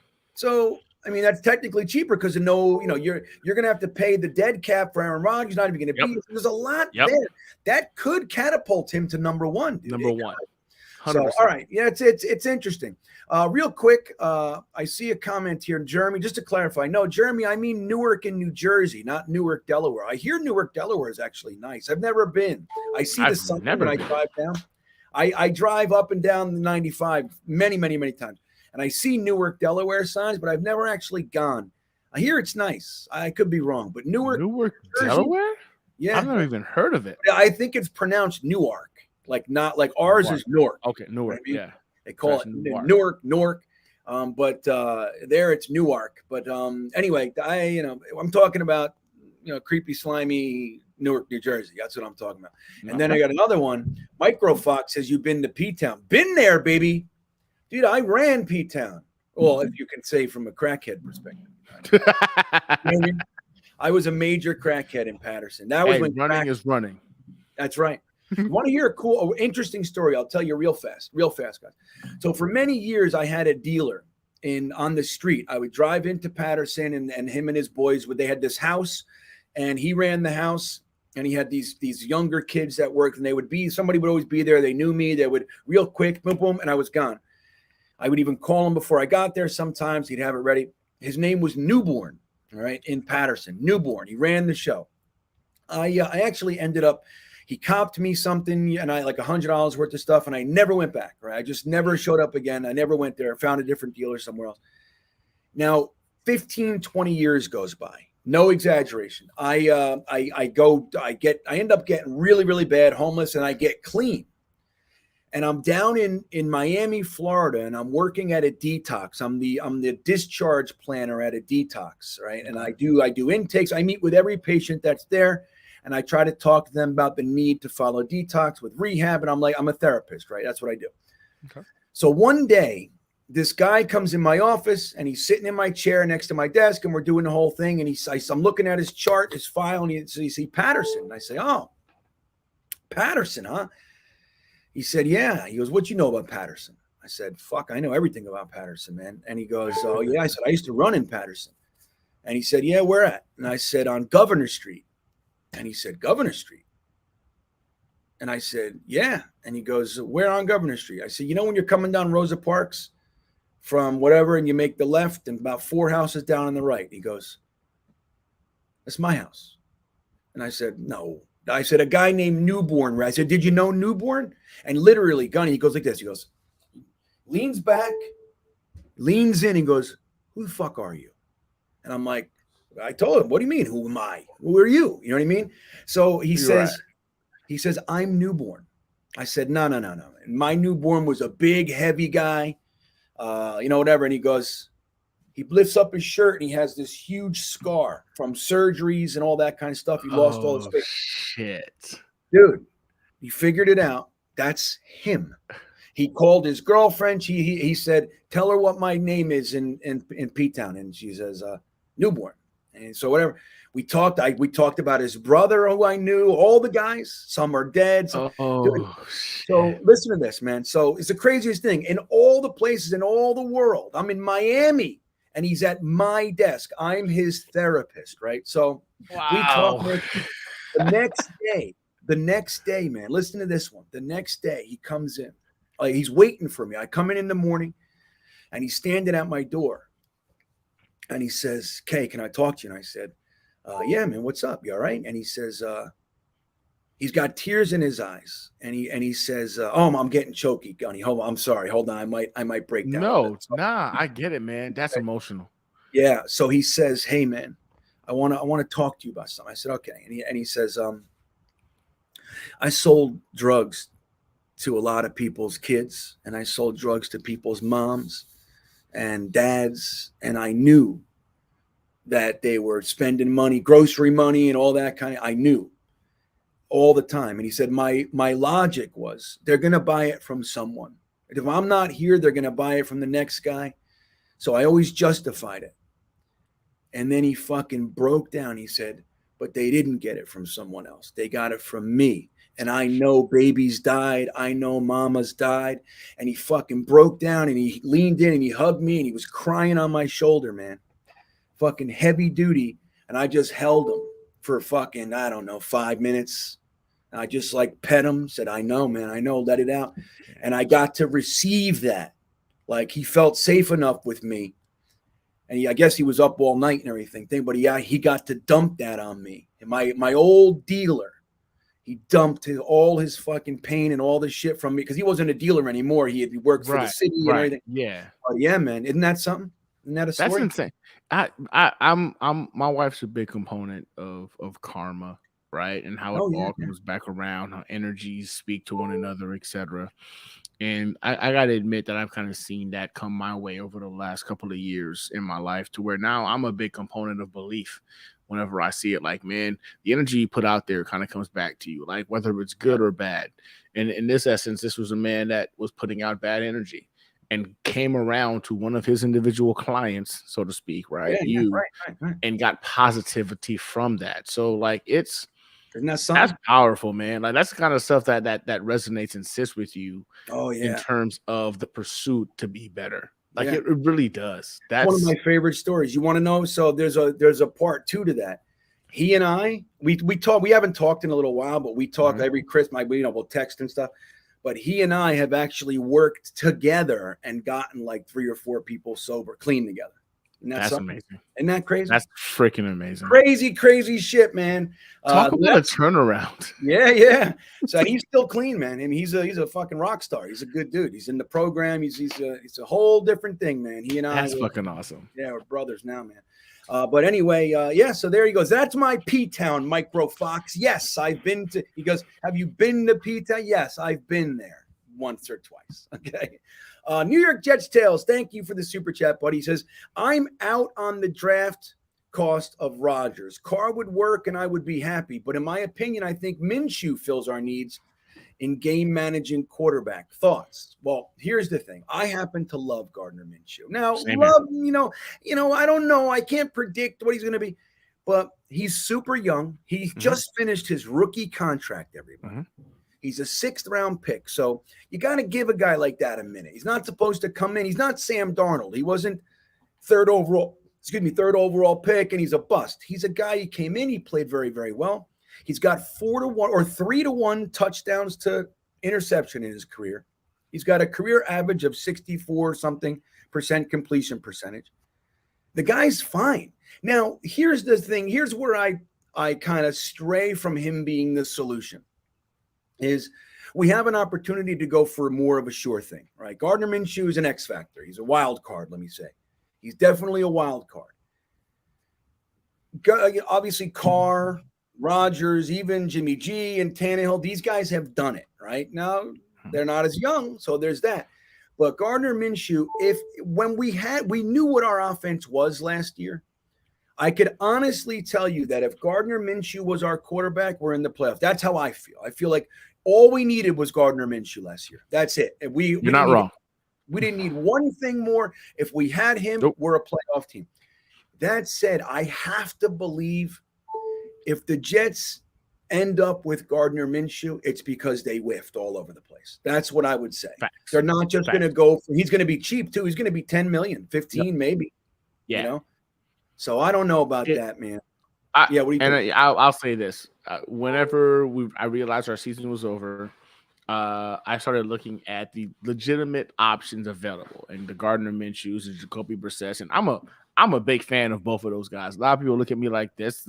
Really, those are a bunch of mid quarterbacks. Okay, cool. We haven't had a mid quarterback in how long? People say that like it's a bad thing, when I'm like, the New York just haven't had a mid quarterback in a very long time. Mid means average. It's average. We have not had an average quarterback in quite some time. I know. And Gardner Minshew, I love his upside because, like you said, he's so young, right? You're so young. He's fiery, man. He's like a fireball. Like, he's looking for the opportunity to explode on the scene. And I think that, to me, is why I kind of like fell in love with the dude. I'm like, man, you give a guy like that an opportunity with the kind of roster he would have around him defensively and then the offensive weapons, he's going to give you, you know what I'm saying, just enough. Like, and with Gardner Minshew last year, I believe 1,000% we'd be in the playoffs. 1,000% we would have broken that playoff drought. We would have been in there. But I'm with you there too. If Gardner Minshew is the big hire the Jets bring in for the quarterback position, they failed miserably in terms of acquiring a veteran quarterback. That was not plan A. It wasn't plan B. It wasn't plan C. It wasn't plan D. This is plan like G or H, and they brought this guy in. Right. I agree with that. And I think too, would it be a good move? I still think if it ended up being that way, we would still have a really legitimate shot of being good this year. I still think that. Yeah. But you can't believe that's where they're going to go, especially with, look, with the bubbling rumors that Salah's on the hot seat. I don't even think they are. I really don't. Maybe I'm wrong. I don't think Joe Douglas did. He just got the rookie offensive defensive of the year and defensive. It's like, come on, he's doing things that no GM has ever done here. We fire him. We might as well just fucking pack it up and move to Toledo. Yeah, you know what I mean? we quit. Like, we quit. Right, we quit. Yep. But Robert Saleh a little bit less confident, but I still don't. I think that they're just going to give these guys the opportunity to do this. They're going to get over their difficulties, not fire them at the first sign of difficulties. That said, Minshew, I just think he's not the guy they're shooting for. There's still a realistic opportunity maybe to coax him over here as the backup. I mean, maybe that. I mean, he'll probably, if he's going to be a backup, will probably just stay in Philly if they want him. I mean, that's a slam dunk job over there. But I don't know, Jets Tales. I mean, again, I like him. I would be one. Look, Gunny and I we'd be in the minority, man. The most people, I think, would be very upset. I mean, every time I bring Minshew up, there are lots of people tell me I'm an idiot. You know what I mean? Yeah, I get slaughtered. So I just said, all right, I'll keep it to myself.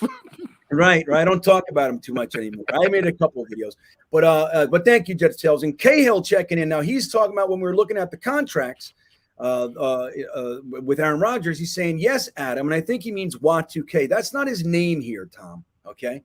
His name on this show is not Adam. I don't even like the fucking fact that they all talk and they call him that. It's mixed signals, man.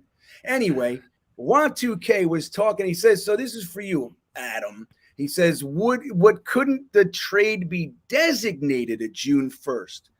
Nope. I'll be honest. I don't know. I don't think it can. Can it? Y2K, you know that? I'll bring you on for a second. Do you know that answer? For all that I know, you can make the trade, but it doesn't have to become official until after June 1st. So, I mean, because the risk you would take is what if they agree to the terms now, but then Green Bay backs out of the trade because they would have more than 3 months to do that. Yeah. Like, what if the Commanders come in and go, hey, look, dude, we'll give you 12 first-round picks and my daughter. Yeah. You know what I mean? Like, what if they do that? It wouldn't be official. Isn't it amazing? Yeah, isn't it amazing though? Derek Carr has a no trade clause, but Aaron Rodgers doesn't. Wait, say that again? Isn't it crazy? Yeah, Derek Carr has a no trade clause, but Aaron Rodgers doesn't have that in this ridiculously crazy contract. Doesn't that surprise you a little bit? The craziest thing about it is that, well, it is. But Aaron Rodgers, it's kind of like it's so muddy that it's kind of like one. I think maybe in some respects. That's exactly what it is. Think about this. Derek Carr's contract was just signed. It was just extended this last offseason. That's McDaniels for you. Yep. Like this guy, McDaniels, I'm just going to say, like when anybody says, I talked about this a little bit this morning. Anybody who says, like, if Carr was that great, the Raiders wouldn't be getting rid of him. You have to take a really good look at Josh McDaniels. The boneheaded decisions he's made, all based in ego. Just this alone. Just trash. Dude, the fact that David Carr, Derek Carr's brother, came on the NFL morning show, whatever, and he said, my brother was absolutely willing to, like, sit down with them and discuss trade partners, and if they didn't want him, and they could have gotten 2 firsts for him. No problem. At least one. They could have gotten easily. A first, a second, 2 thirds. They could have gotten something without question. Josh McDaniels instead chose to embarrassingly bench him for the last 2 games and then told him not to come back to the team. Like, what is that? Why did you do that? It's the stupidest thing. Anyone thinking that Josh McDaniels' head is screwed on straight is just not paying attention. The guy, he did exactly the same shit in Denver. Remember, Jay Cutler came out he said, this coach, something's wrong with this guy. He goes, I don't trust him. He's sneaky. It's just everything about this place has changed when he walked in the door. Everything. And that was what Jay Cutler said after having a 4,500-yard season. He was entering his 4th year. That's the kind of guy you build around, not dismantle the team and try to start over and then use the picks you got to draft Tim Tebow, dude. Okay, so this is that guy. That's the guy we're talking about. They were talking about Tim Tebow not even being drafted. That he might be a fullback, or maybe you can take him in the late rounds as a tight end. And he used a 1st-round pick on him and made him a quarterback. So that's what we're talking about. All right. He blew it with Derek Carr. The Raiders should be looking at 2 extra firsts right now. Instead, they had to get rid of him for nothing. They didn't get a 7th-round pick for Derek Carr. It's And embarrassing. remember, if Sam Darnold was traded for, we got a 2, a 4, and a 6 back for Darnold. How much more worth it would Derek Carr have been on that trade? Right. Can you imagine? Think about that, dude. Joe Douglas got a 2nd, a 4th, and a 6th for the 32nd ranked quarterback in the NFL.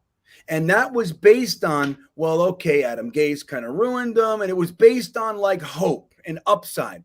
Derek Carr is giving you, his average is over 3,900 yards a season. That's his average. His average is just under 65% completion percentage. He's 2-to-1 touchdowns.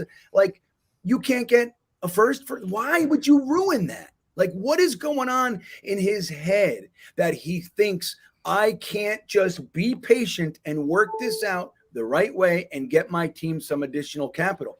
Instead, he blew it. He completely blew it for whatever reason, whatever's going on in his head. That should tell you it ain't on Derek Carr, man. It's on Josh McDaniels. Tony Alexio. All right, thank you, Wat2K. I appreciate it. See you in a minute. We'll bring Wat2K back on in a little while for some trivia, as you guys know. Tony Alexio, thank you for checking in. Hackett hired for Rodgers. Ravens got best OC. I didn't even see who the Ravens hired. Who'd they hire? You guys know? I didn't even see. Let me see. I wanted to hire Greg Roman. Let's see. That's who I wanted. I wanted the guy the Ravens fired. Oh, sir. So, no, the Ravens got Munkin. You didn't know that? Oh, no, I didn't know. Kidding. Oh, yeah, no, Munkin, brother. I didn't see it. They got Munkin, brother. I'm not gonna lie to you. I saw that flash across my screen, Twitter from Ian Rashaport. Ian. What was that, yesterday? I was like, no way. That was 2 days ago. Yeah. Okay. Yeah, it's completely slipped by. I don't know how I didn't see it. Yeah, man. Yeah, I mean, I want to know what they offered this man to leave $2 million behind at Georgia. You're in the best situation possible in terms of you're at the top of the collegiate, you know what I'm saying, pyramid. You're it. You're getting paid $2 million as a coordinator, which is NFL head coach money, you know what I'm saying, for some coaches. And he left to go to the Ravens. We still haven't seen what the contract looks like, I don't believe, but I would love to see it because Munkin going to the NFL, I thought was a pipe dream as an OC, unless he was going to be a head coach. That's what they were right. Everybody's talking about that. He's got a dream job. Why is he going to leave? Yep. Yeah. And he left it. He left it to be the Ravens OC. I'll tell you what, he left. I'm telling you right now, he didn't come with the idea like to find out that they're trading Lamar Jackson. I would bet. And he don't want to. He didn't come. I would assume not. Yeah, no. I saw another report that came out that said that everybody that was interviewed for the OC role, they were all told like, hey, the quarterback situation is not finalized. I saw a report about that, but there's no way Munkin comes out of Georgia to take an OC role in the NFL, not knowing that he's going to have a weapon like a Lamar Jackson. There's no freaking way. I agree. So that, I mean, look, there are all these rumors, that that they might still trade him, and maybe they do. I don't know. But again, I think the hiring of Todd Munkin is further proof. They're going to figure something. Yeah. If they got to extend him, they'll meet him in the middle. He wants $100 million more. We'll give you $50 million more, which is essentially one more year of the contract. Maybe they do that. And look, just the idea that the Ravens are holding so hard on not giving him 6 years over 4, that should be red flags all over the damn place. 100%. Yep. You know what I mean? They don't think he's going to last, dude. That's that simple. No. They don't want to lock into him for that long. I mean, and that's, dude, the guy's missed 10 games the last 2 years. I saw somebody who said it was 31% of his last 2 years snaps. He missed 31% of his games, dude. And this is the Ravens. Right. A very competent, GM, very competent, office. Like, these guys aren't dumb. They're consistently in the conversation of best draft picks, best free agent signings, best overall organization to go ahead and be a part of. And they don't want to invest in their quarterback. That is very telling, GreenBean. That is very telling. Because the whole point is, and like what you're saying is, the Ravens are not an impulsive franchise. They very rarely make moves that are like, urgent. Everything's well thought out, systematic, and they're intelligent, and they run the organization very well. I mean, the truth is, it's the organization that we're trying to model, with Joe Douglas being a protege of Ozzie Newsome, and to a lesser degree, Phil Savage, when he was over there. Like, this is the organization we're trying to emulate. You think Joe Douglas is going to go give them 3 firsts and $600 million or whatever the hell it is? I don't know. I don't see it. And I think they'll figure it out, but they're going to have to. I mean, with Lamar Jackson being his own agent, it muddies the water, because you need a guy that's just going to talk numbers, and you just play football, man. But he's doing both, and he's honest to God, I don't think he's doing that good of a job. Maybe it works out and he gets everything he wants. Hey, more power to him. But I think no way you're getting offered $50 million a year for 4 years to take it. What are we talking about here? There's no way that Lamar Jackson's emotions are not involved in these negotiations. And 100%. That's where he's messing up. Getting an agent who's looking, like you just said, purely all the numbers, the value, boom. A professional that takes his emotions out of it and he's thinking about making money, he's already under contract. Lamar Jackson thinking about not just making money, but I'm this valuable. I won an MVP. Right. The emotional component cannot be removed from it. I think him being his own agent is the worst decision he could have made for his career. I could not agree. He's pulling the old Josh McDaniels. Like, they're not thinking with their like just their purely analytical, intellectual side. Yep. Like, he's hearing, like, in order for them to be like, look, in order for them to justify not paying X, Y, or Z, they have to say why. So they're saying things like, well, we don't know if you're going to be last year. You lost it. So he's hearing those things. Yep. Rather than just being the football player and you have a great relationship with your coaches and all that kind of stuff, let the GM and the agent bang it out, and the agent can tell you, dude, we're at the brick wall. It's not going to go. This is it. This is what we get. This is it. And he's not doing that. He's like emotionally saying, no, I want this. And I don't know. Maybe it works. Maybe it works for him. I don't know. But to me, from my vantage point, which is just mine, and it's not even all that good of a vantage point, quite frankly. But my thoughts are, he's making a mistake. Take it, put all the garbage to bed. Get back to just being the quarterback of the Ravens, and let's build this thing. But I don't know, man. I think any team going in there and trading, it's going to be their parachute, in my opinion. Your battery's done. I've been there. It's okay. It happens. You know what? What camera do you have? Do you have a Canon? I have a Sony. Can you hear me still? Yeah, I hear you. It's just a camera. Let me go ahead and fix that real quick. So Jonathan Francois checking in. Thank you, Jonathan. He says, could you imagine where we would be right now if Zach Wilson tore his ACL last preseason? Bullet dodged. Hoping for Rodgers, but feel like we get Jimmy. If Zach Wilson tore his ACL, well, I don't think so, man. I think, all right. I think I got it. So you're saying, imagine he didn't play all year and we still go into this season with the belief that he's the guy, that kind of thing. I think it could have been trouble. It could have definitely been trouble. Now, look, it's really a shame with Zachy Poo. We know this, right? We were all hoping that he made it, because let's look at it objectively. This team was built to succeed during the rookie contract, the rookie quarterback contract. If Zach could just be average, it's working. Everything's working. I mean, shit, without the injuries, guys, to the offensive line and the quarterback, this is one of the best teams we've ever had. It's the truth. And that's with some warts and some holes. Totally. But this team is built in a way that if that quarterback that we chose with the number 2 overall pick worked, it's an entirely different situation.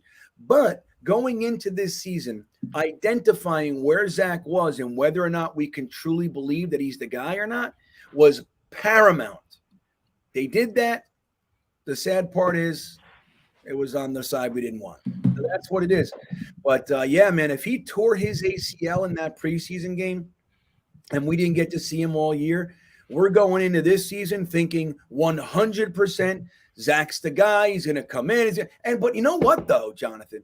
Maybe, just maybe, all the shit that happened to him didn't happen, and he's comes into next year with a completely different mindset. Who knows there, too? We don't know. it's an interesting one. I don't know if we can prove one way or the other. But yeah, I get the point. So, what else is going on in here? Yeah, man. So look, I put a question in the poll. I put a poll question in the chat. I asked you guys, and we'll pivot a little bit to talk some draft, see what we're thinking. I asked you guys, best case scenario, and of course, the names can change. It's only 4 guys out of the 1,000 that we're going to be looking at. But I put in there offensive lineman Paris Johnson, offensive lineman Pete Skronsky. Also, we got safety Brian Branch and wide receiver out of Ohio State, Njigba. So I'll tell you what, I'm going to end the poll right now. Most of you guys went to I knew offensive line was, that's why I put 2 in there. I just, I figured most people are talking about these guys. But we got Skronsky won with 44%. Paris Johnson came in second, which I did see Paris Johnson ahead. I looked at it, I don't know, a while ago now. I looked at it, but he was winning at one point. Gunny, I'm going to take you off the screen for a bit, just while you, so we don't have to look at all this madness. I appreciate it. It's okay. You're good, man. I get it. I've been there. As a matter of fact, I have a solution for you if you're interested. After we do this, I'll tell you. I found a solution. But anyway, yeah. So right now, it went Skronsky. Where the hell did it go? I lost it now. There it is. Skronsky, Paris Johnson, followed by wide receiver over the safety. I can't believe it. I have to admit, I'm surprised. I'm surprised often with how many people want to use another number 1 pick, our first round pick, on a wide receiver. Now, would I complain? No, I wouldn't. And Garrett Wilson said he's actually better than me, right? He's actually said that. I think Olave said the same thing. So it's interesting when you hear that, but we've also heard that before. Remember when Wilkerson said Quentin Coples was better than him? Remember that? And it didn't exactly work out that way, even though both of them ended up flaming out on us. But it's interesting. I wonder why people would want to move, not put our chips on the table for offensive line. Make sure. Now, it's unlikely that we're going to have that type of an offensive line injury scenario again. I mean, let's be real here. Are you back, Gunny? Let me see. Nope. Thought he was back. Look at our team. We talk about injuries all the time, and even with Breece Hall and we had a couple injuries on defense that were kind of minor. We had LaMarcus Joyner got hurt a few weeks. So Sheldon Rankins got hurt for a few weeks. Quentin Williams had a week. Maybe there's a few more that I'm forgetting. But overall, it was actually quite the healthy season for the New York Jets, and particularly on defense. Most of our injuries were concentrated to the offensive line. It was amazing. You never seen anything like it. So the idea that 2 years in a row it would happen like that, maybe the odds are low. But I don't know. I still think you have to prepare for it, man. You have to prepare for it. You'd better not go into this season hoping or counting on Mekhi Becton, who I love. He's 23 years old, and I have every confidence that he can come back. And if he does, he can be a dominant player. I love him. I'm really rooting for him, but you still can't count on him for the 3rd straight year. We've gotten 3 quarters of play out of Mekhi Becton in 2 seasons. You just have to cover your ass on that one. Then you look at AVT. He was injured too. You got Dwayne Brown. I mean, he's under contract. Maybe they cut him, save a few bucks. Maybe he retires. Who knows? But he's there. He had an injury last year. Other than that, he's been healthy his whole career. George Fant is a free agent. Who knows what we do with him? But I don't think he'll get the contract that he that he was hoping to get when he had that really great 2021. But he's still he's gonna go where the money is, I'd imagine. I don't think he's gonna stay here for any hometown discount or anything like that. So he's gone most likely. Then you got Max Mitchell. We liked him. Developmental, played before he was supposed to, but still looked pretty good overall for what we were hoping to get out of him as rookie year. But he had the blood clot thing. We don't know what's going on with him either. We really don't know. So the idea of assuming we keep our first round pick, but the idea of not bringing in a tackle from the first round, it spooks me, man. It makes me feel all sorts of weird inside in my belly. It makes me nervous, man. I don't know how we would actually choose a wide receiver when, in my opinion, I know we're down on Elijah Moore because of what happened last year. We're down on Denzel Mims because of Mike LaFleur's opinion of him. But in my opinion, we have 3 studs. And whether or not you keep Corey Davis, which is unlikely, but you can bring in another guy. And in my opinion, we're stronger at wide receiver than people are giving us credit for in these past few months, weeks, whatever you have. Let me see. Is Gunny? There he is. You back? I'm back. Figure it out. All right. So I don't know, man. So we did the poll. I'm sure you heard, but yeah, I heard everything. Yep. In the draft, where were you with that one? Are you one of the guys that are thinking that we should lean toward wide receiver? Are you thinking maybe we jump on the safety, or are you wanting to go offensive line? Now, obviously, there's if the guys you like are gone, there's that, but just in general. I went offensive line, 100% offensive line. And I think I'm one of the voters for what is Storesky? Skronsky. I voted for him. I saw the poll and I jumped on it. And I was like, oh, yeah, Skronsky. And the reason why is because of Dom. Dom has been showing me so much tape and so much information about this kid because originally I wanted Paris Johnson. That was my guy. I wanted him. I was just like, man, this kid has the physicality. He's got the speed, the footwork. But in terms of technical ability, strength, and he doesn't get beat, just talking to Dom, he sold me on Skronsky being the guy. I'm 100% on offensive tackle, and I'm with you. I do believe – as much of a talent as Mekhi Becton is, we can't go into this season banking on this guy giving us a full season. That scares me. That terrifies me. The offensive line being a question mark and an issue throughout the entire season, I think was a big reason, even though Zach Wilson isn't great. I think Zach Wilson with a above average offensive line can potentially be serviceable as a quarterback, and we couldn't give him that. So for me, offensive line is the priority. And if we wind up going the Aaron Rodgers route, then the second round pick should still be offensive line. That's the priority. But yeah, so I was definitely a Skronsky guy in terms of the pick, the poll you had in the comments. Yeah. I'm offensive line too. Now, again, we could look at this a little bit more specifically, and you can talk about if your guys are gone. Like, just taking a tackle at 13 isn't necessarily the smart move, right? So let's say you like Johnson and Skronsky, but you have Broderick Jones and Anton Harrison and a few other guys in the next tier. You don't just take the next tier if you have a second round grade on. No. Right. So if Branch is there, you take him. Maybe that's where the wide receiver thing could fall into your lap, because look, if that's the only guy you have with that rating and you can't trade back, maybe you do that. But I think ideally you'd like to grab your offensive tackle.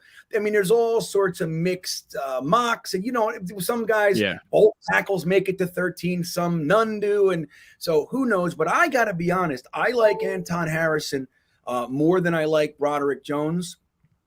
Okay. I think Jones is good, but I lean Skronsky as well. I like Paris Johnson, fine. I like him fine, but I think I would, if I had my choice, I think I'd go Skronsky. But right after them, I gotta say, so far in what I'm doing here, I like Anton Harrison a little bit more than I do Broderick Jones. Strength is there, speed is there, footwork is there. All that sort of stuff. So, but I have to say, man, ideally we get our tackle at 13. But another scenario, guys, might be if a quarterback slides to us, using that opportunity to trade back a little touch, trade back 3, 4, 10 spaces, take the best player there and get your tackle in the second round, because you're probably going to be able to pull in the same tier with your second round pick as you are at 13 on a lot of people's boards. And I think that might be a safer move. Now, the wide receiver thing is, let me take a look here. Let me see, so my head is fresh. Hold on, bear with me. I'm going to look up some wide receivers and just so yeah. So all right, look, I'm seeing, it's funny. Quentin Johnson. I was talking to somebody about Quentin Johnson from TCU just the other day. A lot of people have him up top. I don't know how I feel. Have you done any work on him? Have you looked into? No, I'm not familiar with him. No. All right. Well, we're getting into draft season, so we're going to be digging in, man. We got, just so you guys are aware, our boy, Gunny just mentioned, Dom C, is doing some real good deep diving for us, and we're putting out these videos on GreenBean Jetsfan in a little series we're calling Project Prospect, a name Dom came up with all by himself. I'm proud.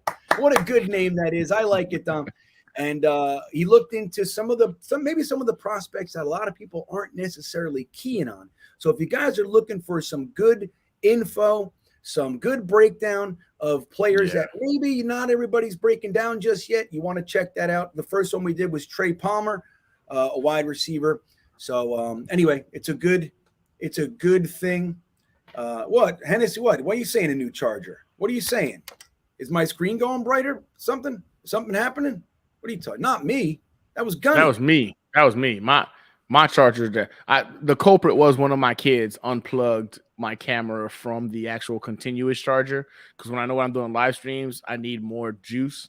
So it's plugged in, but the actual little the brick wasn't plugged into the USB, which means my son or one of my daughters used it to go ahead and plug in their iPhone to charge, and I didn't catch that. That's on me. That's my failure. I fixed it. He said something's driving him crazy. I don't know what he's talking about. I got to take a look at that. I'm not sure what he's talking about. Anyway, okay, it is time. It is time for trivia. Now, I already forget what the hell we did last week. I forget if we got it or didn't. I don't remember. I did not. I think one of them was a Super Bowl question about which Jet drafted New York Jet that won the Super Bowl with a different team. I did not get that. It was two of them. That was last week's. Yeah, that was last week's. So see, my brain doesn't. I don't know, man. It slides right through my ear holes out into the floor. I can't remember anything. I remember shit from the '80s, but again, not last week. I want to say hello to Rivka. What's up, Rivka? I see you in there. Just want to say hello. She's in there. You guys know. She writes for JetX, publication, for lack of a better word, a site that we love. Everybody would love everybody at JetX, Joe and Robbie and everybody over there. So friends of the channel, and glad you're here talking some shop in there with everybody. So let's say hello to Y2K, the president of the Virginia Jets fan club and the president of New York Sports Worker Media. Y2K, thanks for jumping on again with us, buddy. Man, I'm happy to make my third appearance tonight. Yeah, Gunny. I'm catching up to Gunny. I think he's had about 5 already. He keeps going in and out. Right.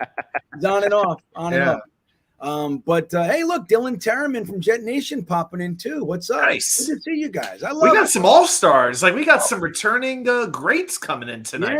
Yeah, Dylan. Awesome. And you know what's cool about this particular group that's in here right now is that they're all pretty good at talking details. All of them. Dylan's another one. He's real deep into the statistical stuff. Very, very underrated at this point because he's just entering the fray this past year or so. But Dylan's a good one, man. Does Jetnation Radio. Again, Rivka from Jetnation. I'm sorry, from JetX. And Dom C from GreenBean Jetsfan at this time. Dom's from everywhere. Where doesn't Dom show up this time of year? Good stuff, man. Good stuff. Let me see. Yeah, we could do that, Gunny. I know it sucks that it's all the way. Yeah. All right, before we get into you, watch okay. We have a little announcement, okay? And we were waiting. We had some technical issues before with a fundraiser that we're presenting. There's a friend of ours. A lot of you guys know and love him, Nick Shine, from proud New York Jets fans. He's hit some hard times. A lot is stacked up on the guy, and he's having some trouble. So I actually had a nice conversation with him today, talking about some potential options and all this kind of stuff. No matter how you slice it, he's a good guy. He's a dad, and he's asked out right now. He's just hit a real rough patch. So we're trying to help him out, and we're starting a little bit of a GoFundMe. See if we can't help him pay for some of these bills and stuff like that. So Gunny, do you have information? If you text it to me, I can throw it in the description real quick. Again, we wanted to have it at the beginning of the show, but there was something going on with GoFundMe, and we had to wait and everything. So if you text it to me now, there it is. Is that it? I'm saying with you right now. Hold on a second. Yeah, I'm going to go ahead and throw this into the chat, guys. Again, he's a good guy. He's a dad. He's having hard times. If you can throw a couple bucks to help him out, to take care of some of these, piling up bills, it would be appreciated. And I know he would appreciate it as well. It's tough to ask for help. You know what I mean? It's tough. Yeah. You guys know that. To be a man, a tough man, especially later in life, and ask for help, it's not an easy thing to do. And the fact that he did it, I respect that. Okay, so you sent it over? I sure did. You just got it right now. So while GreenBean's looking at that real quick, it's one of those things where right now we're just waiting on GoFundMe to go ahead and give us the green light. There was it's just on me again, technical difficulties, trying to go ahead and get it all situated and make sure that all the donations go to Nick Shine in regards to making sure he gets the assistance he needs. They're just right now waiting to do the approval, and then we'll be going live. So the goal is for us to go ahead and have this for you guys, a link for you guys to donate. I see. Well, just so you know, I don't see the actual link. There's a blurb. It's not it. So we're still waiting on GoFundMe's approval, GreenBean. That was just the breakdown of what was sent to them. So that's why.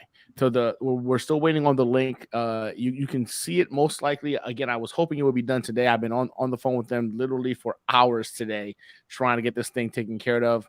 And there was a line of individuals. But long story short, the link will be showing up here. I'll be posting it on my Twitter. I think GreenBean's going to be posting on his Twitter as well once it goes live. And you okay with me telling them what the donors might get, GreenBean? Yeah. Well, so just so to be clear, so the link's not going in there now. So what we'll do in the coming days, we'll post it. I'll put it in some videos, and we'll put it maybe on Twitter and everything. So just so we're going to be doing that, guys. And any help would be appreciated. There's Nick. He's in the chat with us now. That's him. Proud New York Jets fans. Again, very, very difficult to do. So go ahead, Gunny. Yeah, tell whatever information. Yeah, so me and GreenBean got together. We talked about it over this last week, trying to go ahead and make sure that, you know what I'm saying, we just had some motivation and a thank you for those of you who want to go ahead and donate to this fundraiser. Now, for you to qualify for this, we're going to be giving away to one individual donor a Garrett Wilson autographed mini helmet. Boom. One of the ones that I literally pulled from the back over here. That's going to be shipped to you.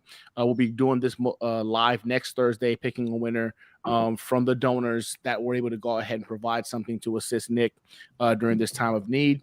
So that'll be shipped out to you. Again, it's a certified Garrett Wilson autographed mini helmet, your offensive rookie of the year.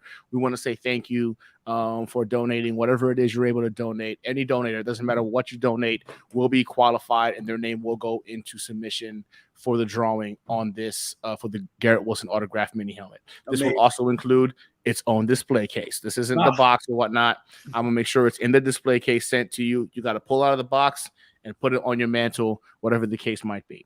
But it's our way of saying thank you for donating to this. Amazing. And thank you, Gunny, for putting that up there. So again, guys, if you make the donations when we put the link up, you will be instantly qualified to be, you'll be entered into the drawing to win that Garrett Wilson signed helmet that Gunny is showing on the screen right now. Now, Jeremy did also put in there, if you want to help out a little bit before then, there's also a Venmo at Nick Shine-1 as well. But yeah, so we'll be posting this, and we know a lot of you guys are going to rise to it, man. We got 5 Jets fans for their first Jets game last year. If we can do that, we can help one of our own have a place to stay and take care of some of these mounting bills. So anyway, thank you all in advance. And thank you, Gunny, for putting that up, man. Nick, we're with you, buddy. We're with you.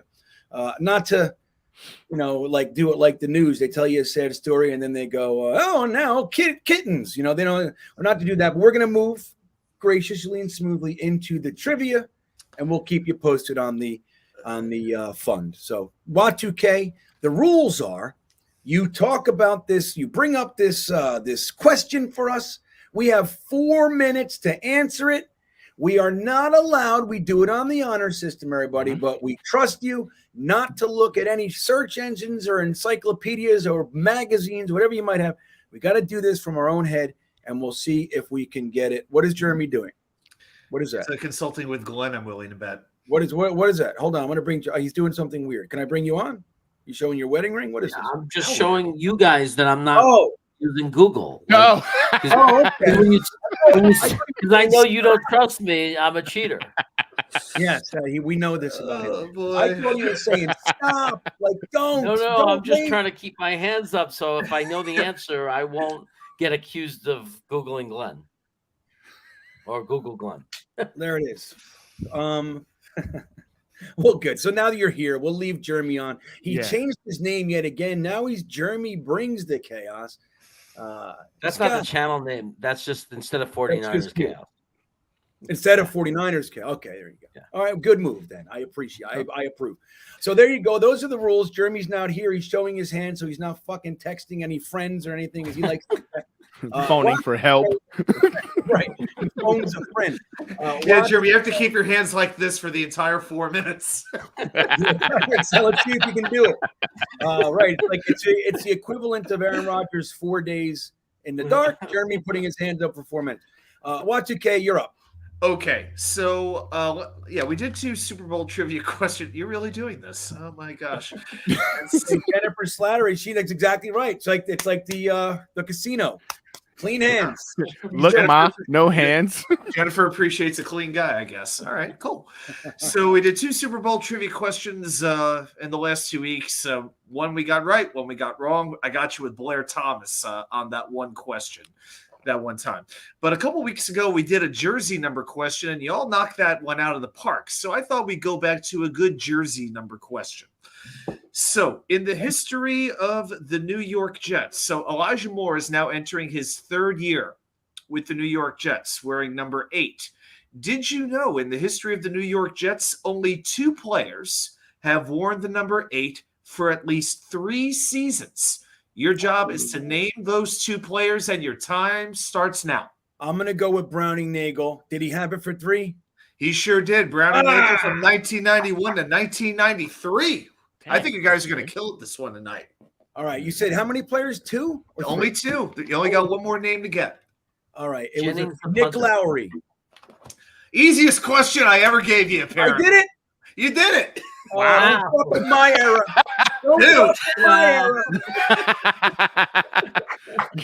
GreenBean says, too easy. Next. We got to have another one. That was 2.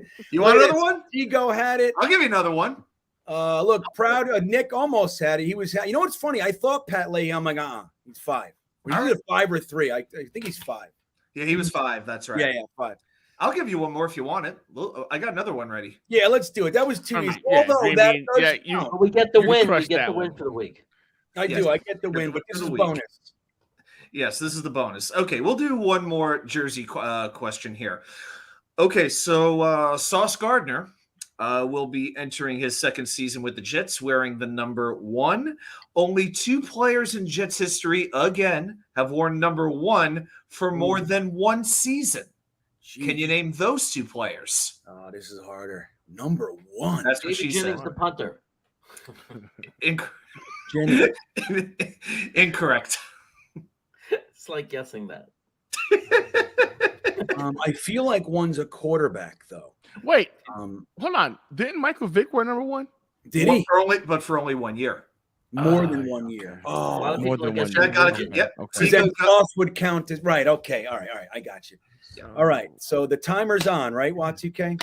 Yep. Time's on, and about 5 or 6 people already got one of them. Folk? No, Folk was number 2. Yeah, he was. Okay, let me get to the bottom. So Louis Aguiar, he was number 4. Louis Aguiar. Mike Nugent, Rivka. Nugent wasn't for 3 years. Yep. There you go. 3 years. 3 years we had. I know it seems hard to believe, but holy freaking crap! We got it again, man.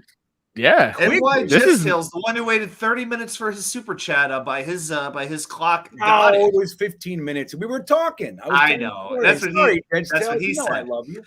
The other one, believe it or not, was former American Gladiators host, one-time general manager of Monday Night Raw, Mike Adamle. Adamle. I can't believe that y'all got Mike Adamle. That's a good one. Yeah. Who the hell is Mike Adamle? I literally never heard. I'm not gonna lie to you. Okay, I thought it was me. I was like, who the fuck is Mike Adamle? Did you ever watch? I don't know if you ever watched American Gladiators, but he was one of the co-hosts, like with Larry Zonka.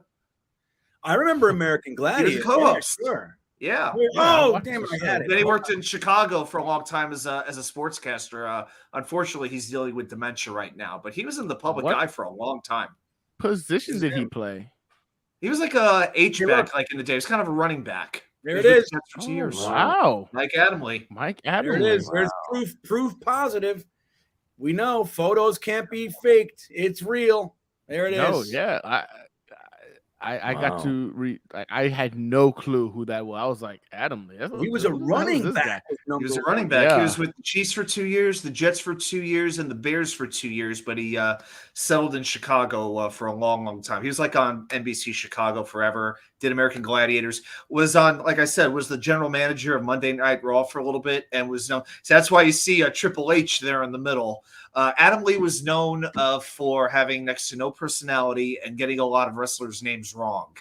It just it didn't go very well. Like he would call Jeff Hardy Jeff Harvey. Didn't go well. What year was it, did you say? That he was with the Jets, 73, 74, I believe it was. This is Name It. What the hell is, can you guys see? What is this? Is that another football? What is that? What is Winston Hill's on the ground. Oh my gosh. I don't know He's what got that an is. elbow for a football for an I elbow. thought that was Ozzie Newsome, but I know he wasn't a pass rusher. Oh my gosh. Yeah, all right. Well, look, sorry he has dementia. That's, never want to hear that about anybody. No. Gastineau also is suffering from, it might not be dementia. He said Parkinson's and Alzheimer's. So that's not good, man. That's good. Oh, wow. Yeah, Rivka, it's funny. She says, remember Nugent was picked in the second round and we first game he missed like he missed like an extra point and a short field goal. Yeah. That first game when we lost at Cincinnati. I still remember it. Oh my God. It was like, I know. I still remember the news reports. They thinking, so the Jets clearly think they are a field goal kicker away from championship. That's what they were saying. Hold on, I'm going to look. So if you remember, though, Rivka, what happened in the first round of that draft? Remember why we didn't have one? We traded the pick for Doug Jolly. Doug Jolly, dude. Now, we did get another second. So let me see this one. Justin Miller. It was Justin Miller and Mike Nugent. Miller, who, hey, look, now Justin Miller, he was a cornerback. Never really worked out as a cornerback, but did find a niche as a return man. And he was a Pro Bowl returner for us for a little bit. I believe he passed away, didn't he? Or is that? No, he's still Joe McKnight. Joe McKnight I passed thought it was away. both of them. Okay, good. Well, that's just Joe. Yeah. So 2000. Let's see who else we picked in that damn shitty draft. Let me see. West off, baby. So we wrapped it up with Nugent. Or let's see here. Can you guys see? Did I share the screen yet? No. All right, hold on. Let me see. So, yeah, we traded our first. This is the brilliance of Terry Bradway. Like, it's so funny. We talk about Mac and Idzik. Dude, Terry Bradway was a loose cannon, dude. He was all over the place. He had 2 first-round picks. He traded both of them to move up past Richard Seymour to take Dwayne Robertson, another defensive tackle, known to be one of the raw guys. Like, he had all upside. It was like, I remember that. I was like, why? Just sit there and take Seymour and use the other damn pick. The Patriots got Seymour, Hall of Fame. You know how that goes. We traded 2 1s and a 4 to move up to get Robertson. Oh, good. And a 4. It's even worse. Even better. Yeah, even better. Yeah. All right. So, look, Braylon Edwards was up. Look at this. So, so we traded to the Raiders, right? The Raiders were Raiders. So, who did they take? They took Fabian Washington. Oh, no, wait. No. It went to Seattle. Chris Spencer, the center, who I've never heard of. So they got it, and then they traded back, and they took center Chris Spencer. And there's Aaron Rodgers. And there's Aaron Rodgers. Right. And then look at all these guys. Roddy White. It's just so funny. Well, we thought Doug Jolly was better than all. No, we didn't need Aaron Rodgers or anybody. It's just a funny thing. All right. So where's the Jets? Hold on. So we took Mike Nugent right there with pick 47. That's good. Then we took, like you said, we'll find Justin Miller. That's good. Frank Gore went in the third round. Gore went in the third round. Wow. Justin Tuck in the third. I didn't see it. What? That was Justin Miller. I missed him. Look at we took. There you go. Back down. We- Go back down. A little bit. Go back down. What the hell's wrong? Stop. Right there. 57. Justin Oh my Miller. God, he's right here. Yeah, I skipped. Yeah. So we got it now. Who's our third round pick? Watch Katie. You remember who we did in the 2005 draft? I've been trying to get that draft out of my mind. Actually, Which was a pick? Sione Oh, Oklahoma. That was a good one. That was a good pick, right? We ended up liking him. He ended up being a solid player. Remember, part of the Rex Ryan 3-man line, exceptional run stopper. We were number one run defense in the NFL for those few years, alongside of Mike DeVito. And we had guys like Bryce, Trevor Price. Who else was on that? We had a couple guys. Casey Taylor came eventually. He came Mike eventually. DeVito. Mike DeVito. I said him. Mike DeVito. But like the other end had like a rotating. Well, Ellis was there, obviously. Oh yeah, Ellis. He was Sean Ellis. Yeah, he was there. All right, so let me see here. The Jets. That's what I'm looking for. Let me see. All right. Then we took Kerry Rhodes. Wait a minute. This is good. That's probably pretty good. Yeah, that's pretty good draft. Stuck, but yeah. All right. Darren Sproles. Darren Sproles. He was good forever. I mean, he just was. never aged. Dan Orlovsky. Wow. Trent Cole. It's There just was crazy. an analyst. It's crazy when you look at analyst. Then we took safety Andre Maddox. Look at this. This is all they got on him. Andre Maddox. Defensive back. I love it. And he's American, by God. For. Yeah, that's what we got. Like, that's all we know, dude. Oh, I love it. All right, where are we? I love doing this stuff. This is fun. And I love this shit. Cedric Houston. He did nothing for us. I remember having hope. He had like one game where he flashed, and we started talking. We were talking. All right, Cedric Houston. Nothing. You know how we did with like Trenton Cannon? We're like, he has like a game with like 85 yards. You're like, you know what? Maybe this guy. Nope. Let's see. Did we have a seventh that year? Oh, another six. Joel Salad Dreesen, who went on to Houston. I remember. Yep. I remember he caught a touchdown when we had that big rally when we went down the field. I remember Dreesen caught at least one touchdown that game. So, that could have been a trivia question. Yeah, worked out with other teams. We never would have got it. Never. Castle at 2:30. That one wrong. Matt Castle. There he is. Wow. Oh my gosh. Remember that? He never played foot. He never actually. Harry Williams from Tuskegee. Did he do anything? No. Let's see what it says. As a former American football wide receiver in the National Football League, he was drafted by the Jets in the 7th round. He was drafted college football Tuskegee. While at Tuskegee, Harry Williams was initiated into the Lambda Epsilon chapter. They're more concentrated on his fraternity affiliation. A lot more about him than Andre Maddox. Yeah, a lot. Yeah. Next week on the show, everybody, Andre Maddox. Yeah, I'm gonna remember that name because I know you're gonna have some terrible sneaky stat. Right. Not a terrible The first draft. 2 rounds sucked, but in the mid rounds, it was good. I mean, look, Mike Nugent had his career. The whole thing with him is that he was taken in the 2nd round. That's what makes it ridiculous. He ended up being a decent kicker. He had a nice career in the NFL. But Kerry Rhodes, although he fell off a cliff when we traded him, we traded him to the Cardinals for a 3rd round pick, and he fell off a cliff. He had a couple years, and then he was gone. Rex didn't like him at all. No, he hated him. You know why? Because he was more flashy than he was more concerned about doing like the dancey shit, and Rex didn't want him. He fucking didn't like him. And there was the big play where Kerry Rhodes was sent on a safety blitz, made the sack and fumble, and he was jumping up, dancing while the ball was rolling around. That was it. That was it. Said, that's it. I don't want him. And it sucked because Kerry Rhodes was good, dude. He was a damn good football player. But we had Jim Leonard, and then who did we bring in? Was it Brodney Poole? Yeah, we have Brodney Poole, Jim Leonard. We kind of rotated. It seems like we were going to the safety it was Diggs. James Hedebo. That's who it was. Diggs. Yeah, he was more of a special teams player. I always safety, man. He was a thunderous hitter, man, that guy. He was good. Oh, man. So anyway, it's fun to do that shit. I love digging into the past, and it's so painful. But it's like it's you know. Oh, we can mention Marcus Gilchrist. Yeah. Yep, Marcus Gilchrist. I'm going to show you guys something right here. I got this today. A good friend of ours, of the show, Joe the Comic, professional comedian up there in New Jersey, a member of the once great Bag of Nuts group, which I led. Let me see here. I'm going to show you guys these pictures here. It's amazing. You guys are going to freak out. Maybe not, but I think you'll like it. Look at this. Wait. I'm going to send it. So bear with me for a moment. You guys can talk. I'm going to send this to my computer.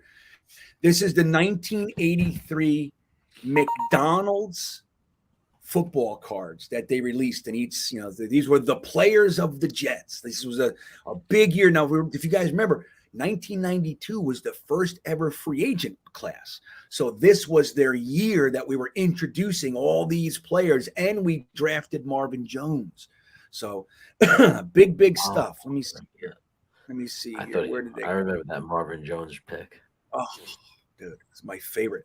I loved it so much.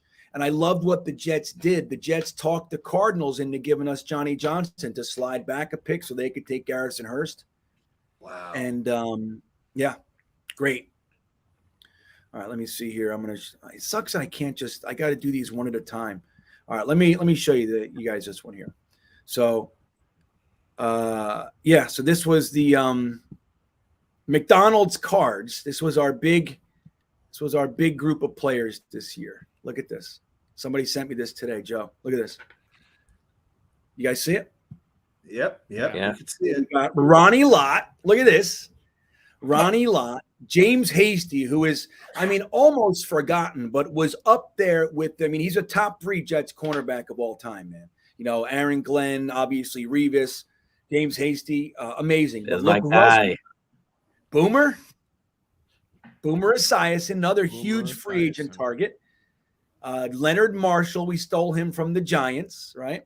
And remember, he famously said, I think he said it on the Howard Stern show.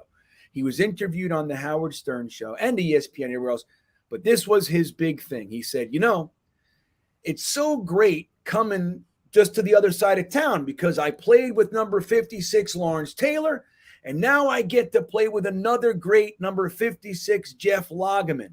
And he was routinely laughed out of the fucking building. Everybody's like, dude, okay, Lageman's a nice player. Sure. Dude, please stop comparing Jeff Lageman to Lawrence Taylor. Please. The only similarity is the number 56. But he said that on numerous occasions, man. I have so many questions. Number one, how did Leonard Marshall wind up getting interviewed on Howard Stern? He did like a weekly thing with Stern. Really? Yeah. Wow. Yeah. Stern's done some cool stuff, man. Okay. Look, then we have Marvin Jones, right? He's our guy. And then Terrence, you guys remember Terrence Mathis? He was an answer to a trivia question not that long ago. Yeah. Terrence Mathis was the guy, if you guys like to remember these types of things. He was just a mid-range wide receiver for us. He had a 98-yard punt return for a touchdown one time. He was an okay wide receiver. An afterthought. We cut him, let him go. He signs with the Atlanta Falcons. The next season, he led the league in receptions. Yeah. And then he was a perennial Pro Bowler for them. I'll never forget that. He became like this monster stud to them. So good. I see a little bit of Jericho Cotchery, and I feel like he's like Mathis was like an early version of Cotchery in terms of their abilities. But this is a very interesting mix of of homegrown talent and hired guns for a team that didn't exactly go on to achieve greatness. Yeah, let me see here. I think I had another one for you guys. Wait, hold on. Yeah. I have a few, but I'm like lost in the sauce here. Let me see. Oh, okay, so look at this one. Okay, this is fun. All right, let's see what we got here. Look at these guys. Look at this cast of characters. Brad Baxter barrels for 4 yards. Remember him? Brad Baxter, Scott Mercero, Chris Burkett. These are the guys where this is where Chris Burkett. Yeah. Kyle Clifton, arguably the two best linebackers we ever had are right here. Mo Lewis and Kyle Clifton, without question. And then there he is, Lageman. So good, in fact, that he's bigger than the card could contain. Look at this. Yeah. Couldn't handle him. So look at this shit. Game Day 93, the McDonald's limited edition Game Day cards. What do you think of that, guys? guys. Isn't that something? That's pretty awesome. Those are cool. Wow. Yeah. Did you guys ever used to have like the old sticker books? You know, where you'd have the different teams and you get the packages of stickers, and the ones you didn't get, you'd have to order. That was like my deal. I was always into the stickers. I don't know if you guys were into that, but that was sort of my deal. Stickers, yeah, sure. I remember that. All right, so look, let's do this thing. I know Dom C. right here. Hasty does not get the respect he deserves. He doesn't. He was Damn straight. Neither does Marvin Jones, for that matter. Oh, none of them do. It's crazy. They were just forgotten. Even by us. We never talk about Hasty. We never talk about, very rarely, Eric McMillan. We talk about Eric McMillan and Mo Lewis. Yeah, like those 80s Jets. I mean, those late to early 90s Jets are completely. James Hasty was my favorite Jet in the early 90s by far. Let me say this to Dom C. I understand that you feel that way about David Harris, but David Harris, what do you have, 8 years? Mo Lewis had 12 of that production, and Kyle Clifton, I think, had 14 or something like that. Oh, Clifton played forever for the Jets. Yeah. Yeah. So stuff. There's the word. Stuff that in your pipe. David Harris, his stats are comparable, and I love David Harris. Don't get me wrong, but he didn't have the impact that either Kyle Clifton or Mo Lewis had, in my opinion. But it's Mel. Yeah. He played with us from 2007 to 2016. David Harris played his last season with the Patriots. I got to be honest, I forgot that. Yeah.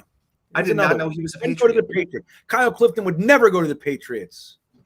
He stayed here and he played as a backup. That's what he did. He stayed and played he sat on the bench behind Marvin Jones because he's a Jet. He played 20 snaps. Yeah. The whole year. So Harris did play 10 years with the Jets. So still not as long as Lewis or Clifton, but he did do a full decade. Whatever. Ooh. David Harris is the guy that, just so we're aware, that our coaches, Eric Mangini, couldn't figure out how to use Jonathan Vilma. And so we drafted David Harris, and then that gave us we traded Vilma. I think about how stupid of an organization we are. Like, we can't figure out, just like this guy, we can't figure out Elijah Moore and Denzel Mims. Mangini couldn't figure out Vilma or Jonathan Abraham. Like, we couldn't figure these guys. Why can't we keep them? Why can't we have guys that are good? We get them for draft picks, and then we draft a bum. Like, I'm sick of it, man. Waz checking in. What's up? Thank you for the super chat. He says, random hypothetical question. If we had to redraft and it was between Jermaine Johnson or Clemens, who would you take? Thoughts, Clemens? I would take Jermaine Johnson without question. Yeah. You guys? Yeah, 100%. I agree. Yeah. Yep. Clemens is nice, and I like Clemens, and I hope that he can expand his repertoire and become more of a full-time player. I would love it, man. But he's kind of a one-trick pony. He did show. Look, he had some swimming, and he did some nice stuff this year. But he's essentially a bull rusher. He's super crazy strong, and he's good at it. So there's that. But and I love him, and I like having him. I think he's a great pick. But Jermaine Johnson has all the athleticism that you want, man. And if we can just continue to develop him, he can end up being like elite, like truly. Anyway, GreenBean, just so I'm doing my job, New York Jets Tales had a super chat saying good night. So before he goes, I wanted to acknowledge that and thank him for Where is it? I don't see it.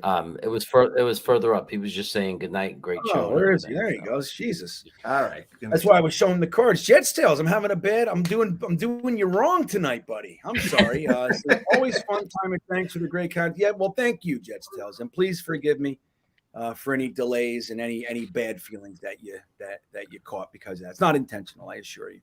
Once I got to the super chats, I went through them. We just took us a minute to get to them tonight. So I'm sorry about that, but thank you. I appreciate it. Yeah, thank you, Jeremy, for making sure I didn't miss that. That would be something if I missed them after all that. You know what I mean? So, all right, guys, we're going to wrap this up. Thank you all for being here. Very quick, let's do just a little bit of roundtable. Where can they find you, Jeremy?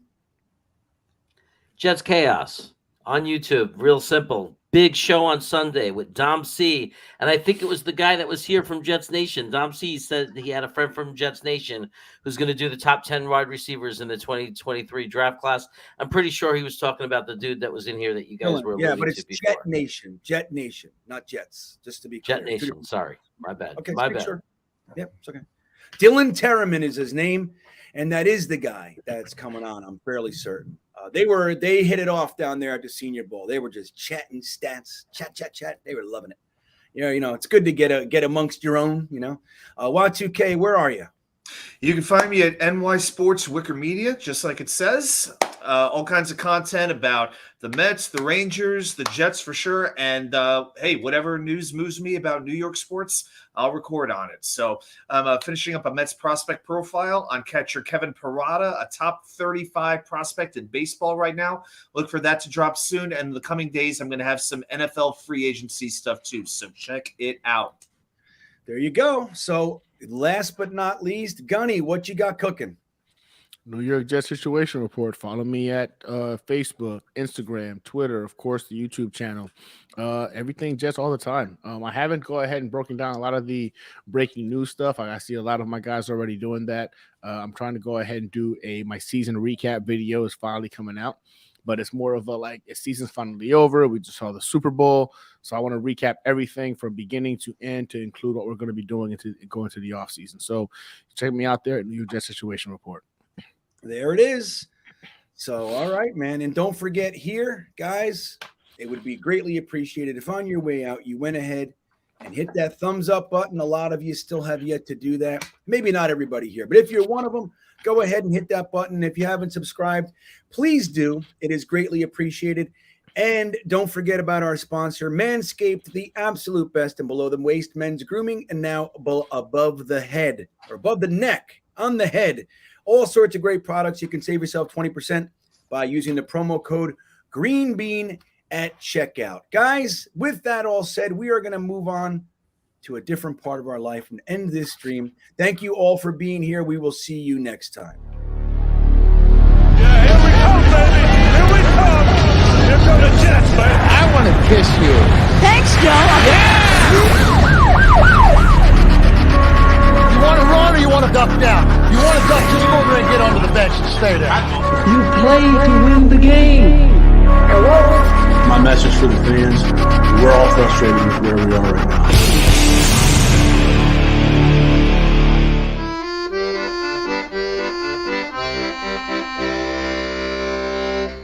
Jets, Jets, Jets.